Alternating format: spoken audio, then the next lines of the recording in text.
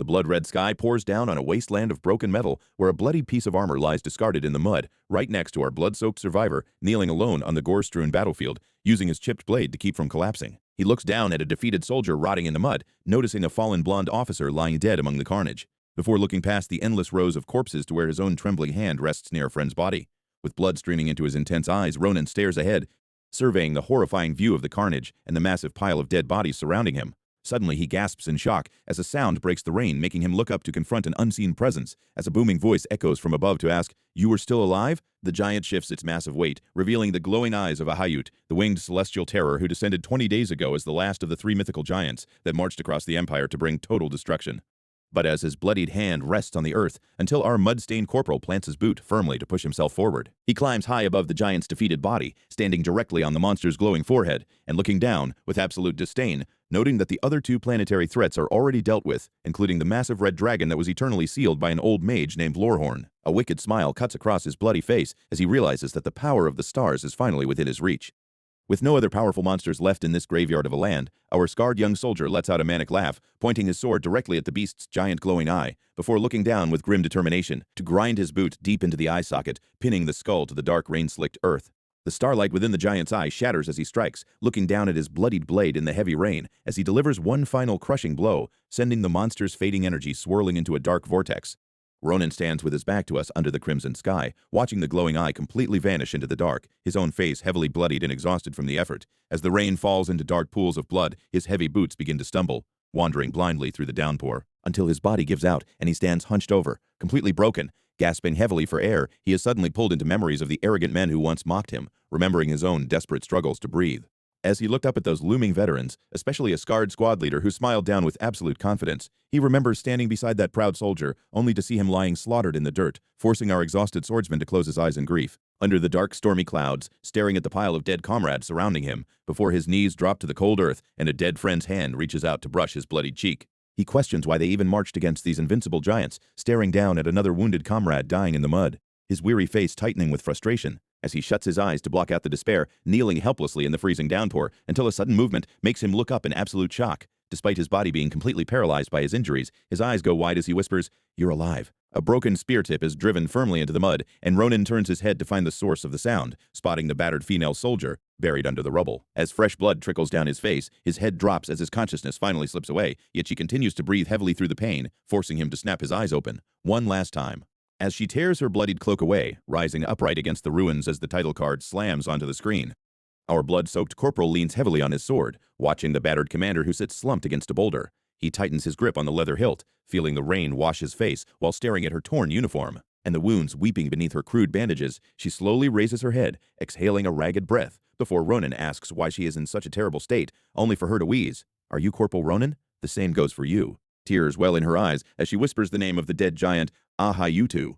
Realizing that the catastrophic threat has finally ended, and she weakly offers her gratitude to our stick-arm soldier, she turns her gaze to the side, looking completely exhausted, while Ronan watches her with a grim face. He points a muddy finger toward the horizon, muttering that they still have to dispose of the bodies, but his own lungs betray him with a violent cough. Looking down at his trembling hand, he admits that he might as well be dead, bitterly grumbling about how hard he worked for absolutely nothing. The battered commander asks what he would do if he somehow survived this, which prompts Ronan to consider his ultimate regret, wondering what his life would have been like if he had entered the military academy. She tilts her head in curiosity while he explains that an old friend always wanted to send him there, and he expects he will be reuniting with her in the afterlife very soon. The silver-haired leader tries to tell him that a search party might save them, calling his defeatist talk absolute nonsense, when a sudden flash of lightning strikes, cleaving the clouds above and causing the falling rain to instantly freeze mid-air. The 2 survivors tense up in absolute silence, bewildered by the sudden stillness, until a powerful hand slams into the muddy earth. A shockwave throws them backward, filling the air with dust and flying rocks, as Ronan, shielding his eyes, looks up, his pupils reflecting a golden light which erupts from a massive tear in the sky. An 8-winged entity hovers in the brilliance, accompanied by a descending army of winged beings who swarm across the horizon like locusts as they beat their wings in unison, leaving the humans to wonder where this sudden army came from. They watch the horde block out the sky, and the commander realizes there were never just 3 giants. She breaks down, weeping that she cannot even save herself, staring up at the impending doom with complete despair, and begging the heavens for just one more chance. Our blunt-nosed survivor snaps her out of her panic, turning his bloodied face toward her, which leaves her utterly stunned, as he roars, "Hurry up and use your psychokinesis to lift me up." He curses because his sword cannot reach the flying creatures, while she asks in disbelief if he actually plans to fight. Ronan barks back that sitting still is not an option, demanding they destroy at least a few of these monsters, and raising his blade with pure suicidal defiance. She stares at his stubborn back, marveling that he refuses to give up, remembering that his relentless nature is what kept him alive. And understanding how he survived this long, she steps forward as he braces for the clash and taps his shoulder to get his attention. He tries to brush her off, but she suddenly pulls his head down, catching him completely off guard, and kisses him, shoving a glowing blue gemstone down his throat. He stands paralyzed in absolute shock as she leans against him and whispers a quiet farewell, prompting him to stammer in confusion, demanding to know what she just did to him. She only smiles warmly, murmuring that if they ever meet again, he should tell her to become a tailor instead of a soldier. The white celestial being above raises its hand while the commander peacefully closes her eyes, glad she did not choose that quiet life. A massive beam of blue energy erupts from the sky, engulfing the entire battlefield in an explosive blast, swallowing both of them in white light, disintegrating the muddy terrain, and reducing everything to pure energy, while the blue gemstone sparkles in the center of the flash, fading into a peaceful hazy sky. Ronan snaps his eyes open, gasping for air, and frantically screams out for his commander, his small hands reaching wildly into soft green grass. Instead of the blood and mud of the battlefield, he looks up to see a trail overlooking a village where children are laughing and playing by a clean river. He sits there in absolute disbelief, realizing this is his childhood hometown, and wondering if he has somehow traveled back in time. Ronan sits in the quiet grass, rubbing his temples as he tries to process the impossible, realizing that his dying general's wild story about the glowing blue gemstone was actually true. He vividly remembers the smoke of the final battlefield, where she pulled him close and shoved the cold artifact down his throat, telling him that it was a treasure capable of turning back the clock up to 4 times. The woman had used that very secret to rise from a simple town tailor to the supreme commander of the Imperial Army, warning him that his new chance at life is strictly limited. Even as monsters encroached on their final stand, she urged him to train his raw talents to the absolute limit, sending him on a mission to build a future where they both survive. When our scruffy little veteran suggested seeking out a formal education, she pointed him toward Philleon Academy, the premier institution where the realm's strongest talents gathered to hone their skills. Her parting wish was a surprisingly humble request for their eventual reunion, asking him to look her up in the past and deliver a message. "Tell me to just do tailoring instead of wasting time on nonsense," she had whispered. Smiling through the soot, he had tried his best to hold his ground as the golden gods descended from the heavens, but the blinding explosion swept him away into this peaceful new reality. Waking up in his childhood home makes him curse out loud, hugging a massive oak tree to check if he is trapped in a dream before yelling at the empty sky about being dumped here without a map. But the sudden realization of where and when he is makes him pause, snatching up a heavy woody branch before sprinting down the road toward the village market. Our stick-armed corporal pushes through the bustling crowds of town, ignoring the stares of merchants as he races toward a specific set of coordinates from his childhood memories. He slows down just enough to spot a familiar, pathetic scene where a pack of local thugs has strung a crying boy upside down from a massive branch like a sack of grain. While he sighs at the timeless tradition of stupid bullies picking on the weak, he suddenly stops in his tracks when he notices the hostage is floating in the air, without any ropes. An advanced application of telekinetic magic like this has no business existing in a tiny backwater town, which makes him recall a legendary figure who was supposed to be living here at this exact time. Peering through the bushes, he locks eyes on a trembling, anxious child named Assel, who is currently sweating bullets as she maintains the levitation spell under duress. The blonde ringleader completely ignores the upside-down kid's desperate begging, demanding a tribute that the poor victim cannot pay. Before landing a harsh slap across his face, the bully mockingly suggests the boy's sick mother should just work harder to fund their pockets, cackling alongside his lackeys as they thoroughly enjoy their afternoon cruelty. He barks at Assel to suspend the boy even higher up the tree, dismissing her terrified warnings about a lethal drop as mere cowardice. The blonde threat lands heavily on Assel when he promises to hang her up there next, pushing her into a spiral of helpless panic as she regrets ever learning magic. She only wanted to prove she was good at something and bring joy to others, but finding herself trapped under their thumbs leaves her trembling and paralyzed with fear. Summoning every ounce of her remaining courage, she steps forward to object, imploring them to stop, as she conjures a thick wooden branch to physically separate the bullies from their prey. Suddenly, the kid with the old eyes crashes into the clearing, delivering a swift whack with his branch that sends the leader stumbling.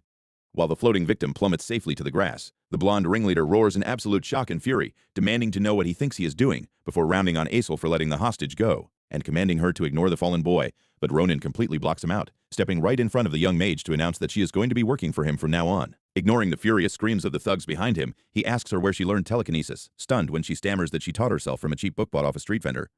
Our scruffy little veteran is quietly amazed by her genius, realizing that her incredible control of gravity will be absolutely essential when they eventually have to hunt down massive giants together. His train of thought is interrupted by the distinct metallic slide of a weapon being drawn, a sharp sound that immediately registers to his finely tuned combat senses. He glares over his shoulder at the blonde bully, who is sneering about how he must have forgotten their past fights because they let him off easy. The thug unsheathes a heavy longsword and swings it with brute force, a dangerous weapon that our stick-armed corporal observes with a critical eye, noting his form is completely pathetic. Another wild swing slices through the empty air, and another, leaving the bully sweating and completely baffled as his target slips around his blade the way a feather drifts out of a closed fist. Even though his physical body has regressed to childhood, the muscle memory and combat instincts forged from decades of brutal military punishments remain perfectly intact. As he centers his stance, the arrogant leader demands that he beg for forgiveness on his knees right now, raising his heavy sword high in the air and threatening to chop off an arm if he refuses to surrender. But then the idiot crosses a fatal line, sneering, "I myself will take good care of your older sister," which causes Ronan's casual expression to instantly freeze into pure rage. Before the trash talker can even finish his next vulgar insult, the kid with the old eyes moves like lightning, swinging his heavy stick with a deafening crack that splatters red across the dirt. The bully stands frozen in absolute shock as a heavy crimson spray erupts from the side of his head, completely unable to understand what just happened. As his sword falls to the ground, he clutches his head and lets out a blood-curdling scream of terror upon realizing that half of his left ear is completely gone. Staggering backward, while his terrified lackeys look on in horror, he hears the crunch of gravel as Ronan steps calmly toward him, looking down at his bleeding face with absolute disgust. A terrifying murderous intent leaks from the boy's eyes as he leans in close, asking him flat out, "Do you want to die?" The remaining thugs stand frozen in the forest clearing, staring blankly in absolute terror. At the blood-stained tree branch that our stick-armed corporal used to slice off their leader's ear, Ronan barks at them to stop staring and get moving, before physically kicking their groaning leader toward them, and snaps at them to take this guy with you and fuck off, while demanding they leave all their stolen extortion money behind as a penalty fee for ruining his afternoon mood. The freckled boy looks down at the heavy pouch in utter disbelief, unable to understand why he is being handed a small fortune when his medicine only cost a fraction of it, while Ronan reassures him that those cowards will never dare to bother him again. Our young stickfighter waves off the boy's tearful gratitude and tells him to run along home, but before they can part ways, the red-haired girl steps forward with trembling lips and bows deeply to offer a tearful apology. She explains that the thugs had threatened her into helping them, weeping as she admits that she knew it was wrong,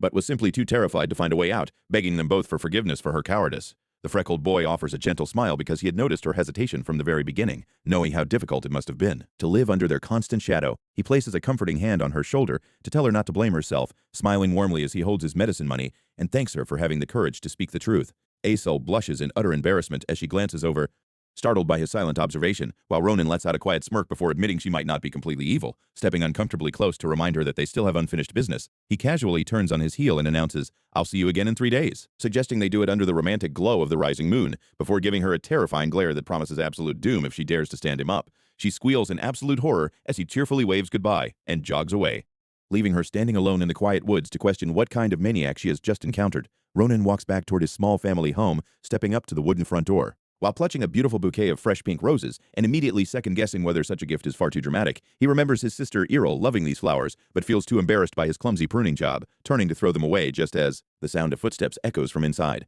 and she steps out to catch him red-handed. Seeing her face instantly floods the kid with old eyes with painful memories of the brutal battlefield, making him wonder what he could possibly say to her after living through a literal apocalypse. But those bloody stories belong to a future that hasn't happened yet. So as Errol smiles warmly at him from the doorway, he pushes the darkness aside to focus on the sister standing before him. With absolute resolve, he holds out the flowers and softly admits, "I'm home, Nuna," before sitting down to a cozy kitchen table filled with warm soup and fresh bread. Errol is completely overjoyed to receive a gift from her usually prickly little brother, teasing him gently as he blushes over his empty bowl and waves off her offers of a second helping. He casually asks how old she is this year, playing it off as a temporary memory lapse, when she gasps in surprise and reaches across the table to feel his forehead for a fever. Realizing she is 22 means he has exactly 10 years before the catastrophic invasion, a sobering thought as he observes how unchanged and kind she still is, while she gently strokes his hair to make sure he is really all right. He quietly wishes this peaceful moment could last forever, but knowing he must prepare to fight to protect her, he takes a deep breath and firmly announces, "I want to enter the academy." Errol freezes in absolute shock before exploding with pure ecstatic joy, immediately rushing across the room and knocking over a kitchen pot in her haste to show him something. She slams a massive clay jar onto the floor and reveals a hidden stash inside, showing him a mountain of gold coins that she has been secretly saving for years, just in case he ever decided to study. Deeply moved, Ronan tells her to keep her savings because his chosen destination is the prestigious Imperial Philleon Academy, leaving her staring blankly at him before she lets out a legendary high-pitched scream that shakes the very foundation of their quiet forest home. The Imperial Philleon Academy is known as the finest, most elite educational institution in the entire empire, where world-class instructors gather under massive royal funding, creating a legendary factory that literally prints out heroes. This training ground produced iconic figures like General Edeshin, as well as the most dangerous criminal in history, the Winter Witch, which explains why the kid with old eyes is so determined to enter their ranks, even if the academy is infamous for its brutal tuition fees. He remembers how his sister worriedly questioned his ambitions, but our sharp-tongued swordsman prefers to let his actions do the talking, which is why he calls out to his target who mutters, "It's not Marcel, it's Aisel," as she complains about being threatened into this midnight rendezvous. Dropping his massive bag on the dirt, the kid with old eyes steps closer and demands that she unleash her psychic magic directly on him, using the absolute maximum strength she can muster. The red-haired crybaby is completely startled by the reckless request, wondering why on earth she should attack him until Ronan reassures her that it is perfectly safe. Gathering her courage along with her mana, she prepares to release her magic, screaming, "Invisible Hand!" as her telekinetic grip yanks our cheeky veteran off the grass, sending him floating high above her head, where he grins at the sheer utility of her hidden talent. Hovering in the dark forest, he recalls the sensation of fighting in the sky, remembering how psychic magic supported him during the desperate battle against the giant god, Ahayute, which allowed him to match the monster in aerial combat. Looking down at his small wizard, he notes that telekinetic magic is incredibly rare even among elites, proving she is the indispensable piece for his future strategy, which fills him with absolute confidence. The trembling girl complains that her stamina is rapidly draining, begging him to let her drop him, but our sharp-tongued swordsman claims he will manage it himself, drawing his weapon mid-air and descending to the forest floor with a clean swipe. The exhausted mage stands in utter disbelief, trying to comprehend what she just witnessed, realizing he literally sliced through her active magical energy. Brushing off his clothes, Ronan says, "Let's just say it's some trick I could do for a while now." He lightly taps her head to shut down her frantic questioning, privately admitting that deciphering this weird power is his own homework, since it was the only reason his blade could harm the giant god in his previous life. Putting the mystery aside for now, our cheeky veteran grabs the straps, tossing the heavy pack to the girl to make her carry it, leaving her completely bewildered as they set off marching under the glowing moon, as he declares they are starting the first chapter of his grand chronicle, leaving her stumbling through the dark. The realization of where they are going finally hits her, making her ask if he is truly planning to enter that legendary fortress, which Ronan dryly confirms without even looking back, ignoring her desperate protests. She admits her utter lack of combat skills, lamenting her own timid nature, prompting the kid with old eyes to stop, asking if she really wants to spend her entire existence hiding her talent just to appease a bunch of local street thugs. He brutally lists her cowardice and stupidity, shattering her fragile pride with his harsh words, but quickly adds that personality traits can always be corrected. He gently warns her that lost time can never be recovered, and that she will eventually carry a heavy burden of regret, watching him walk ahead into the trees as he flashes back to the bloody battlefields of his own past. He places a hand on her shoulder and offers her a choice to go home, which completely overwhelms the emotional girl, who realizes how deeply he actually cares about her future, prompting her to make a bold decision. As he turns to leave, she shouts, "I want to change too," begging him to guide her so they can enter the elite academy together, which satisfies our sharp-tongued swordsman, who quietly whispers, "All according to plan." A glowing campfire crackles in the distance, drawing the immediate attention of the terrified girl, who whispers to ask if this dangerous scene is really her training, as Ronan points out a massive muscular monster which sits quietly in the shadows guarding its camp, surrounded by a massive horde of its vicious allies, gathered around the burning campfire. He mockingly asks if they look like simple targets, ignoring her visible panic as he flashes an intense glowing-eyed grin and readies his gear to push his companion into her very first real fight. While crouching in the brush, our quick-tongued corporal introduces his shaking spellcaster to the mutant Lunagoblins, who have a nasty habit of growing massive spiky backs and gathering piles of glittering gold. These beasts wait for the full moon to offer up their looted treasures in bizarre glowing rituals that keep them thoroughly distracted. Asel wonders if he actually plans to steal all that treasure, especially since she has never heard of these gold-hoarding creatures before. Ronan pulls her close to keep her quiet, hiding the fact that he only knows this from wandering around during his previous life. While the oblivious monsters party in the background, his master plan is to have her use telekinesis to quietly float the gold into their bags, but she immediately panics at the thought of making a mistake and getting them both crushed by waking mutants, which has her desperately begging him to reconsider. Our hyperactive veteran grabs his trembling little spoon by the collar and explains that getting into the academy requires ridiculous tuition money, which is why they need this gold, though the practical experience of surviving a crisis is actually much more important. Since the school is packed with pampered nobles who have received elite training from birth, Ronan insists that their only path to victory is piling on real combat experience with their lives on the line, making these goblins the perfect two-for-one deal. With no better solution, the terrified girl is forced to agree, allowing him to declare the heist officially open as they crouch in the dark with their massive empty loot bag. Asel focuses her mind, sending a steady stream of sparkling jewelry and heavy gold coins floating silently through the air, guiding each precious piece with her magic one careful step at a time until she can safely guide the final haul to drop straight down. A heavy sword and necklaces slide along the magical stream right into the open bag held by Ronan, who smiles as he checks the final payload and declares their loot bag completely full. He realizes he has accidentally found himself a remarkably talented partner,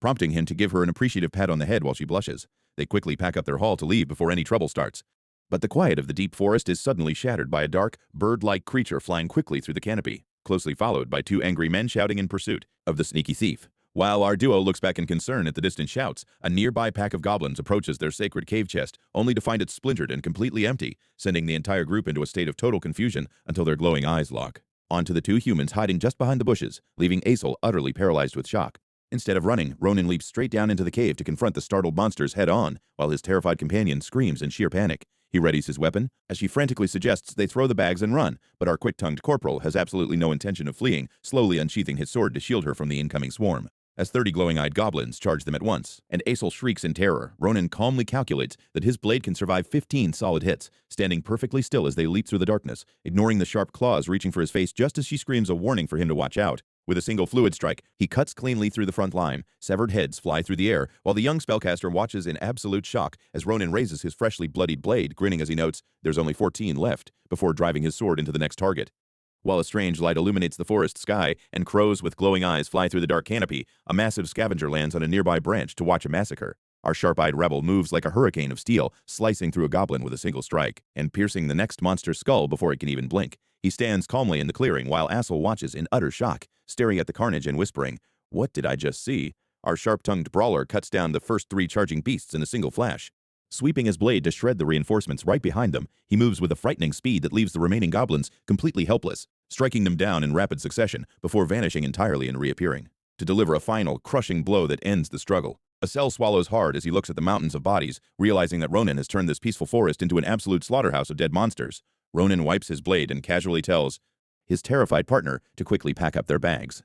so they can finally head home. As they walk under the quiet mountain sky, the 2 travelers find themselves completely exhausted, and our sore-shouldered slasher groans that his muscles are aching after such a minor fight, swearing to start an intense training regimen the moment they return. When Aesel asks about the strange screech they heard earlier, Ronan dismisses it, but they are suddenly interrupted by an angry voice echoing through the trees, which immediately irritates our fierce-eyed scamp because who screams like a lunatic in the middle of the night? He swears to make the noisy idiots pay, but his rant is cut short when a glowing red weapon is drawn, and a magical projectile shoots out of the darkness, grazing past a startled Aesel who barely has time to blink in confusion. Ronan catches the arrow with bare hands, while Aesel stares in disbelief at the deadly tip, leaving our sharp-eyed rebel to wonder if this godforsaken forest is just crawling with lunatics. 2 sketchy travelers step out of the bushes and offer a half-hearted apology, claiming they heard a rustling sound in the distance, and simply mistook them for dangerous beasts, though their mocking smiles tell a completely different story. Ronan immediately calls them out on their terrible acting, snapping, "Stop that lousy acting of yours," as he demands they tell him who they actually are. The bandits exchange nervous looks and try to laugh it off as they make excuses, but one of them slowly reaches for his weapon, drawing his blade in a flash to lunge directly at the boy's throat, only for Ronan to instantly recognize them as members of the infamous Carabolo. Our sore-shouldered slasher catches the attacker's wrist mid-air, delivering a punishing counterstrike that leaves the bandit bleeding and looking down at the fallen thug with absolute disdain. The second bandit charges with a roar, shouting, "You son of a bitch," as he aims his sword directly at Aesel, who panics and screams, "Watch out," before unleashing his invisible hand magic to freeze the attacker mid-air. The thug is completely paralyzed and unable to move, prompting Ronan to praise his partner's perfect timing, as he swings his sword with deadly precision, cutting through the air, to slice the frozen target to pieces. As red lines of mana suddenly appear across the bandit's body, they tighten and cause me to scream in agonizing pain, leaving Aesel to collapse onto the ground in sheer terror, asking if Ronan really had to kill them. Ronan points out that these scum are from the Carabolo gang, a notorious syndicate of poachers who kidnap and sell humans, reveling in their ill-gotten wealth, and making them the worst criminal group in the entire empire. Our sharp-tongued brawler strikes the wounded thug again to make sure he stays down, reminding Aesel that keeping these monsters alive is practically a crime, since they would have gladly stolen their organs and left them to rot in a shallow grave. As they prepare to leave, they notice a tightly bound sack wriggling mysteriously on the ground, which terrifies Aesel as he wonders what kind of dangerous beast is trapped inside. While our fierce-eyed scamp reaches out to open it, the moment he unties the rope, a brilliant blue light erupts, with a sharp, high-pitched screech illuminating the dark forest canopy as the 2 boys stare in absolute shock at a gorgeous celestial bird hovering majestically above them. As glowing feathers drift down around them, Ronan tilts his head and asks, "Is this Chickenhead?" while the mysterious creature looks back at him as the night fades into a brand new journey. The bright blue bird flaps its wings as our quick-tempered swordsman and his pink-haired companion look up in surprise, and she immediately wonders if this feathered creature is just some fancy kind of chicken. They have never seen anything like it before, but the glowing metal shackles around its legs are actually Carabolo poaching tools designed to restrict mana, which suddenly spark with golden light as a frantic voice begins to echo directly from the glowing bird itself, when a heavy sack suddenly materializes underneath the hovering creature. Ronan smacks his companion on the head for her slow wits, explaining that this is clearly a magical communication spell broadcasting from the owner of the mysterious bag. The frantic voice belongs to a researcher who happily announces, "I'm Philleon," and explains that a magical circle is projecting his voice, prompting our sharp-eyed teenager to politely introduce themselves as simple, kind-hearted passers-by. He glosses over the brutal details of how he aggressively carved through the poachers who kidnapped the creature, sparing the researcher from the blood-stained memories of the chaotic battle they just survived. Philleon is shocked to hear about the kidnapping, but quickly begs Ronan to release the shackles, promising that the bird's strong homing instincts will guide it safely back home once it is freed. Our stick-armed corporal carefully wedges his sword into the heavy metal rings, and with one swift, precise pry, the magical shackles shatter into harmless floating fragments. Free at last, the little bird stares up with sparkling emotional eyes, basking in the warm, reassuring smile of its savior before fluttering affectionately around his head. Valen explains that the bird wants him to pluck a feather, which will act as a magical compass, pointing toward the main body, so they can easily locate each other at the institution in the future. As soon as Ronan plucks the glowing feather, Valen promises a grand reward, and the bluebird rockets into the night sky with unbelievable speed. But as the bird vanishes, our quick-tempered swordsman looks down and notices a strange object left behind, sitting right in the middle of the clearing where the defeated poachers lie. They gather up the poacher's bag and head to a bustling merchant camp, where mountain traders are busy loading heavy wooden crates onto transport wagons. A seasoned jeweler carefully examines their looted blue pendant through his monocle, marveling at its craftsmanship before offering, "I can give you 20 gold coins." This honest merchant is Dune Caravel, leader of the Caravel merchant troupe, who is absolutely thrilled by the incredible quality of the items they brought. Our sharp-eyed teenager lets out a sigh of relief, recalling how other greedy merchants insulted them by asking, 5 gold coins for this. After happily shaking hands on the fair deal, Ronan pulls a glowing, galaxy-like egg from his pocket and asks if this strange byproduct is worth anything. He admits that he initially thought the bluebird had just left behind some glowing poop until he tested its durability by swinging it full force against a massive rock. The rock shattered into tiny pieces while the egg remained completely unscathed, proving to our stick-armed corporal that this bizarre thing is incredibly tough. Dune inspects the glowing sphere with deep curiosity, suggesting that as a rare byproduct of an illusion species, it might actually be a treasure of unimaginable value. Ronan smiles eagerly and asks if it is some legendary artifact, only to laugh when the merchant admits he has no idea what it actually is. Since he cannot sell it anyway, Ronan pockets the tough object and asks if the troupe has any books on Philleon Academy, hoping to gather vital information before they take the upcoming entrance exam. Dune excitedly reveals that they came at the perfect time, because his own daughter is also applying, and she should be arriving back at the camp any minute now. Speak of the devil, a young blonde woman approaches the group, and when Dune introduces her as Maria, our quick-tempered swordsman freezes in absolute shock at the familiar name. She looks over the newcomers with cold green eyes, instantly sneering, "These little babies that smell like greenhorns," which earns her an immediate scolding from her embarrassed father. While Dune profusely apologizes for his daughter's incredibly sharp tongue, Ronan steps forward with a suspicious look, asking if her middle name happens to be Sen. Stunned by how he could possibly know her full name, she demands to know what he is planning to say, prompting our stick-armed corporal to lean in close and whisper a scandalous secret right into her ear. He slowly reaches out to tilt her chin upward, locking eyes with her as he delivers the ultimate deadpan whisper, "A dick." Maria can't even process what she's hearing as Ronan drops a completely bizarre question about her anatomy, earnestly recommending that she get herself a certain male appendage. He wonders if her merchant father has a secret son somewhere, prompting Maria to scream, "Shut up, you lunatic!" She delivers a stinging slap to his cheek, but the familiar crisp impact triggers a sudden memory of the highly capable supply officer from Ronan's past military life, the legendary Count Maria Sent. Now the pieces start falling into place, as he recalls serving under this impressive commander in Armelane, an easygoing person who could get along with anyone. However, whenever they discussed male anatomy, the officer would turn red and slap him, leaving Ronan highly curious about the strange habit, until the officer tragically died before Ronan could ever ask. Finding the answers in this brand new timeline is a shock, but seeing the exact same violent reaction in the present makes Ronan realize the rough supply commander was actually a woman all along. Maria gets furious at his knowing grin and goes to strike him again, ready to teach him a lesson, but our skinny little veteran shuts her down by yelling, "Stop it, you brat," as he strikes her head and leaves a massive bump. Maria rubs her head, warning him that she won't take another hit, but Ronan immediately drops another fist onto her, sparking a wild grappling brawl where they try to throttle each other in the dirt. Their companions scream for them to stop the violence, watching the dust settle.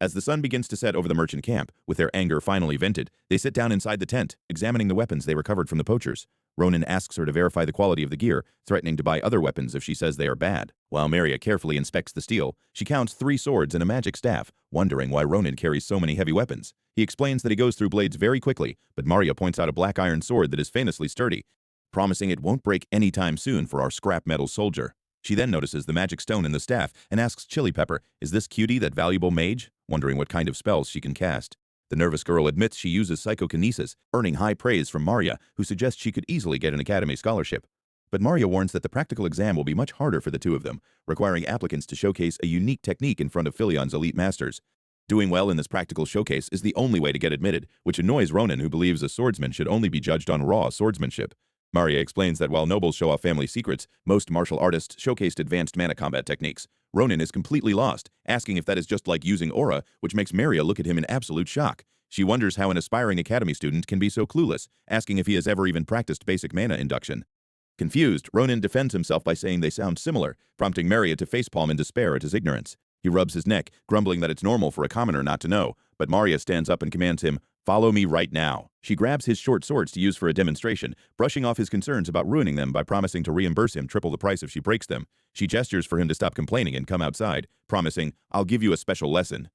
Mana is the natural energy that exists in all things like air, but learning to feel and control it requires a long process of meditation and induction, which typically takes a full year of training before anyone can hope to knock on Philleon's door. Trying to compare this basic energy to aura is completely ridiculous, as Maria points out under the night sky, because the difference between them is like heaven and earth. She raises her blades, explaining that aura is a legendary power that even genius swordsmen must spend 10 years of grueling, bone-breaking effort to master, forming a physical weapon out of raw, concentrated energy. Ronan thinks back to his past life on the battlefield, remembering how he encountered self-proclaimed aura users who boasted of their legendary techniques. They were always a thorn in his side, but none of their special powers mattered once he put a bloodied blade through them. As he prepares to watch her demonstration, he reminds himself that she is still just a kid, but Maria doesn't waste any time talking. She steps in close, throwing her entire body into a sudden strike, which forces Ronan to leap backward, his instincts taking over to evade the fierce downward swing. He barely has time to register her explosive speed before their blades collide with a brilliant flash of light, locking them in a tight, desperate struggle. Ronan's eyes widen with genuine surprise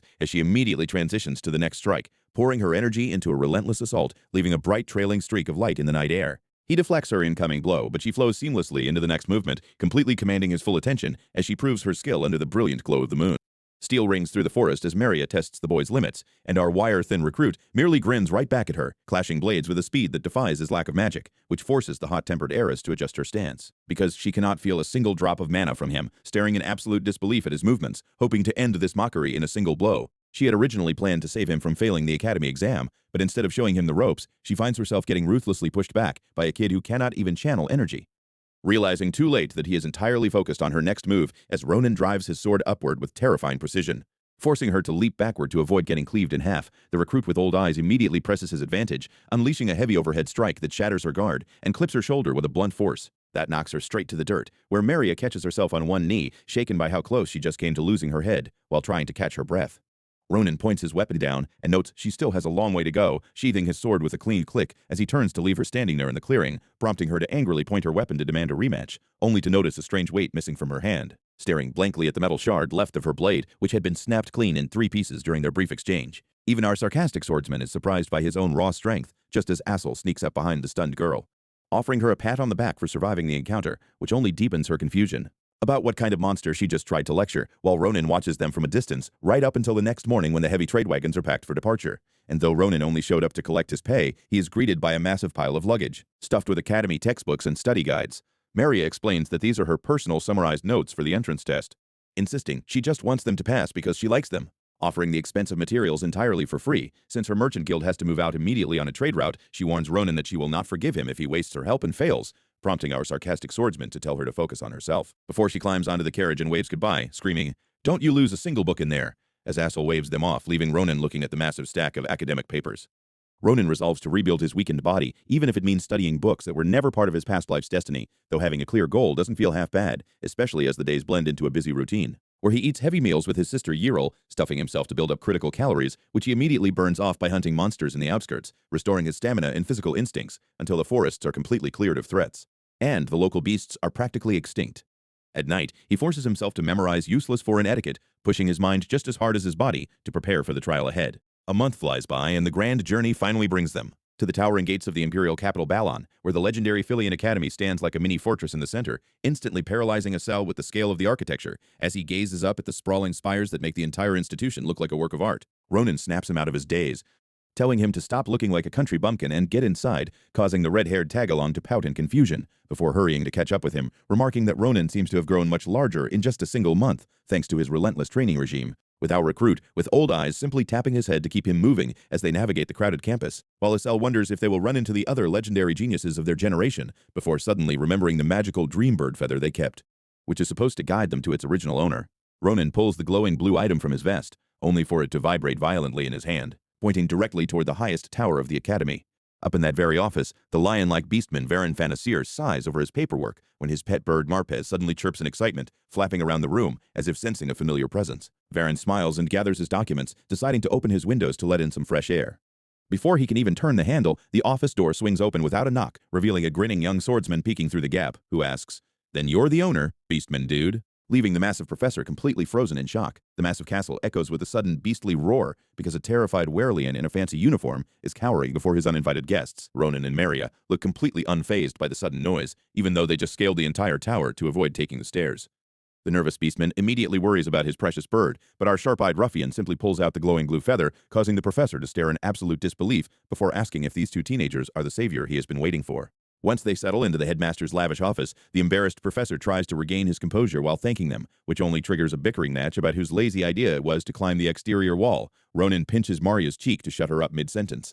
Before turning his attention back to the rare werelian professor, who is actually an esteemed academic at the prestigious academy, the professor admits he never expected his saviors to be exam applicants, expressing his regret that he cannot simply hand them an easy passing grade, though the kid with old eyes does not care about special treatment anyway. Instead, the professor holds out a glowing purple egg that his magical bird left behind, which Ronan immediately recognizes as an incredibly rare dream bird egg. The Beastman explains that while normal birds lay normal offspring, these legendary creatures are entirely different, because they absorb the unique mana of their surroundings to determine their shape. A dream bird born in a volcano will hatch covered in flames, while one born in a monster's nest will take the form of that beast, meaning their final form is a complete mystery. But this specific specimen is pulsing with chaotic energy as countless raw, unidentifiable magical attributes run wild inside it, swirling together like molten iron in a blast furnace. Since the Academy's brightest mind cannot decipher its future, he scolds his shameless bluebird for wandering into bizarre places, before making a highly unusual request. He asks if our lean slasher will take custody of the egg, explaining that while these eggs are priceless treasures, the magical bird must have sensed a profound destiny in its savior. The professor gently pets his feathered companion, and Ronan cradles the pulsing shell, saying, "I'm curious what'll come out, too," before rushing out the door to make sure they do not miss their actual exam. The professor quickly stops them to offer a parting reward, handing over a rare magical scroll containing instructions on how to properly hatch the beast. Soon after, they arrive at the towering stone structure of Galilean Castle, where the intense physical examinations are already underway, and the air is thick with the nervous energy of hundreds of young fighters. Inside the tense waiting room, an official calls out the exam numbers as rejected applicants stumble out in despair. The next nervous teenager is summoned to face his fate, stepping through the massive wooden doors with shaking shoulders. Our sharp-eyed ruffian watches the door close, resting his chin on his hand in utter boredom. As he chats with Maria about the pointlessness of exam anxiety, Maria explains she is wearing an incredibly expensive formal dress, hoping to secure future wealthy merchant clients among the high-ranking nobility, while lamenting that their young friend Assel had to go to a separate magic exam. Another failed applicant's turn ends in absolute misery, prompting Ronan to stand up as his own number is finally called, while Maria bids him farewell with a playful threat of violence if he fails. He walks toward the trial chamber with absolute confidence, his heavy boots echoing against the stone floor as he prepares to show the Academy exactly what he can do. Ronan steps into the grand hall, facing a panel of 5 elite professors sitting behind a long wooden desk. The legendary judges look down at the young applicant with mild interest, but the kid with old eyes focuses on the figures in the center, immediately recognizing the legendary figures of his past. Sitting in the middle is the country's most powerful archmage, Krava Kratir, who serves as the headmaster of the Academy, alongside instructor Naviaros, whose overwhelming physical pressure makes Ronan's blood run cold. Ronan offers a respectful bow as the headmaster announces, "I'm Krava Kratir, the headmaster of Philleon." The headmaster instructs him to demonstrate his skills against a massive magical engineering doll, prompting our lean slasher to slowly rest his hand on his hilt. The minor professors scoff at his relaxed posture, whispering to each other that this country bumpkin has no idea what he is facing, since the advanced construct is reinforced with defense high enough to withstand elite aura strikes,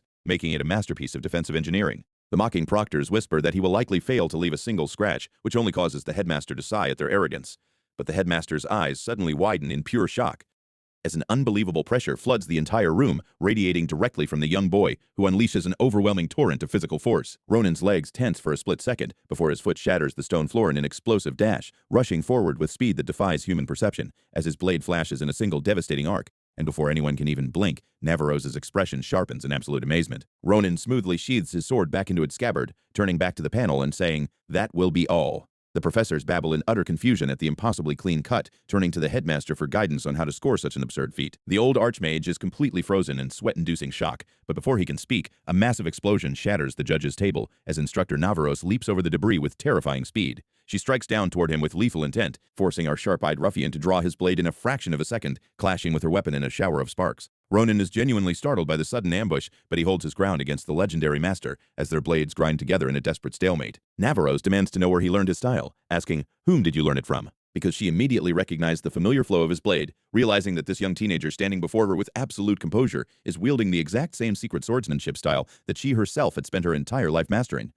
The legendary instructor Navarros immediately presses her blade against our sharp-eyed slasher, forcing him into a defensive stance as he tries to comprehend this sudden, furious assault, only for her eyes to narrow in recognition of his form. She rounds on him to demand, "Whom did you learn it from?" But Ronan can only offer a confused response as the two stand in the middle of the arena. Navarros locks her steel against his, noting that while standard fighters struggle to even draw a weapon in such a brief moment, our cynical scrapper executed a series of lunges, somehow swinging his blade 3 times with a kind of cheeky speed that she instantly recognizes as her own personal brand of swordsmanship. Ronan catches his own wide-eyed reflection in the metal, realizing she saw right through his arrogance, especially when she critiques his execution of his signature strike. By pointing out how he slowed down the final crosscut, a deliberate deceleration that he foolishly thought would keep her from tracking his blade. While the elderly headmaster watches the exchange with deep interest, the other proctors are left sweating in total confusion over a high-speed clash they could barely even see. Our dark-haired swordsman tries to clear the air by explaining. He only held back to prevent his cheap practice weapon from shattering, but Navarros' murderous glare makes it clear she will not be buying any of his excuses. Unsheathing his steel to prepare for round 2, Ronan is surprised when she suddenly halts the fight,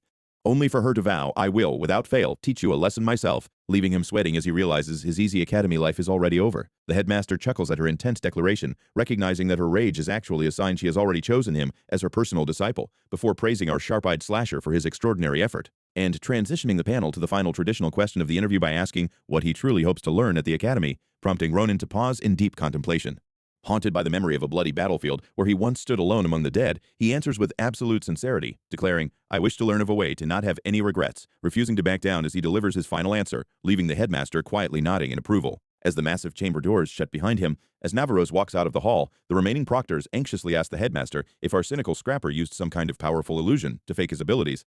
only for the elderly leader to gaze at the shattered dummy and describe his terrifying non-standard talent while the examiners inspect the wreckage, causing the other examiners to suddenly shriek in horror. They realize the legendary, highly reinforced magical engineering doll has actually been completely beheaded, with its massive metal helmet clattering to the floor, while Ronan calmly walks away from the destruction. Thinking back to the terrifying intensity of Navarros' technique, Ronan doubts if even his pre-regression self could have successfully survived a fight against her, especially considering her glowing monstrous aura, proving that he still has a massive mountain to climb, though a smirk spreads across his face as he realizes he made the right choice, eager to learn everything this academy has to offer, and ready to face whatever comes next. Now that the physical trials are over, our dark-haired swordsman shifts his focus to the academic portion, grinning with absolute confidence that his month of studying will make the written test an absolute breeze.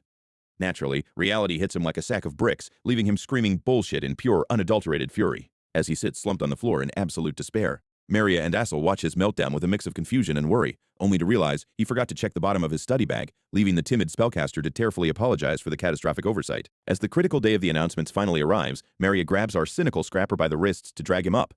insisting his incredible practical skills will easily salvage his final grade, just as a massive magical blue seal flashes in the sky to announce the results, materializing in a bright glowing text box that hovers directly over the crowded courtyard, filling a cell with nervous anticipation. Looking at the magical display, they find Assel's name, closely followed by Maria's stellar rank of 9 across both categories, which leaves her absolutely stunned before she joyfully scoops up her small friend to celebrate a mind-blowing achievement, since the timid scholar literally tied for first place on the entire written exam, earning him endless excited praises that leave him completely red-faced with embarrassment. When Maria turns to ask about Ronan's placement, he remains in complete, dead silence, his face completely blank, as he stares down at his heavy boots, concluding that his name is completely absent from the list, and quietly whispering that he failed, which strikes his two companions with absolute horror. As Maria grabs him by the face to force him to look again, while Ronan continues to insist he is doomed, a massive magical projectile streaks across the blue sky and explodes, knocking all 3 of them flat onto their backs. Dusting himself off, he grumbles about the chaotic noise, only to look up as a giant, fiery avian manifestation appears, the legendary Glory Phoenix, which only summons itself to honor the highest-ranking students of each subject, releasing magical embers directly onto the crowd. One of the bright embers descends directly toward Ronan, leaving him completely dumbfounded as a final explosion of magic erupts, spinning around the students with intense speed before solidifying into a giant, glowing announcement of second place that proudly lists Ronan's name at rank 1 in practicals and rank 5,712 in the written exam. As Maria and Asel stare at the results, all 3 of them register the floating text in utter realization, prompting Maria and Asel to squeal in excitement and tackle our dark-haired swordsman with a suffocating hug, completely amazed that his perfect practical score allowed him to pass, despite completely bombing the academic portion of the exam. While they celebrate, Ronan realizes that taking first place in the physical trials means he has officially painted a massive target on his back, which is instantly confirmed as a voice remarks, "Seems like you're the one," as a tall figure steps behind him wearing a highly decorated military uniform, revealing himself to be none other than the legendary prodigy, the Sword Saint Shullapin himself. Ronan stands before an arrogant young noble who can never stomach the idea of someone being better than him. While onlookers whisper about meeting the Empire's rising star, our rough-around-the-edges recruit realizes this guy has possessed the same hyper-competitive nasty personality his entire life, obsessed with winning at any cost. Our sleep-deprived slasher tries to play dumb to slip away, but the officer refuses to buy the lie with Ronan firing back, lying Brat, if I say I'm not, then I'm not. Challenging him to show his actual skills by drawing a gleaming blade to force Ronan's hand. A sudden lethal swing slices through the air, forcing Ronan to raise his weapon and block the impact with perfect reflexes, which leaves the surrounding students completely speechless. The noble's smirk fades as the officer points out that a normal student could never have reacted in time, snapping that if Ronan weren't ranked first, he wouldn't have been able to react. As a crowd gathers to watch the duel erupt,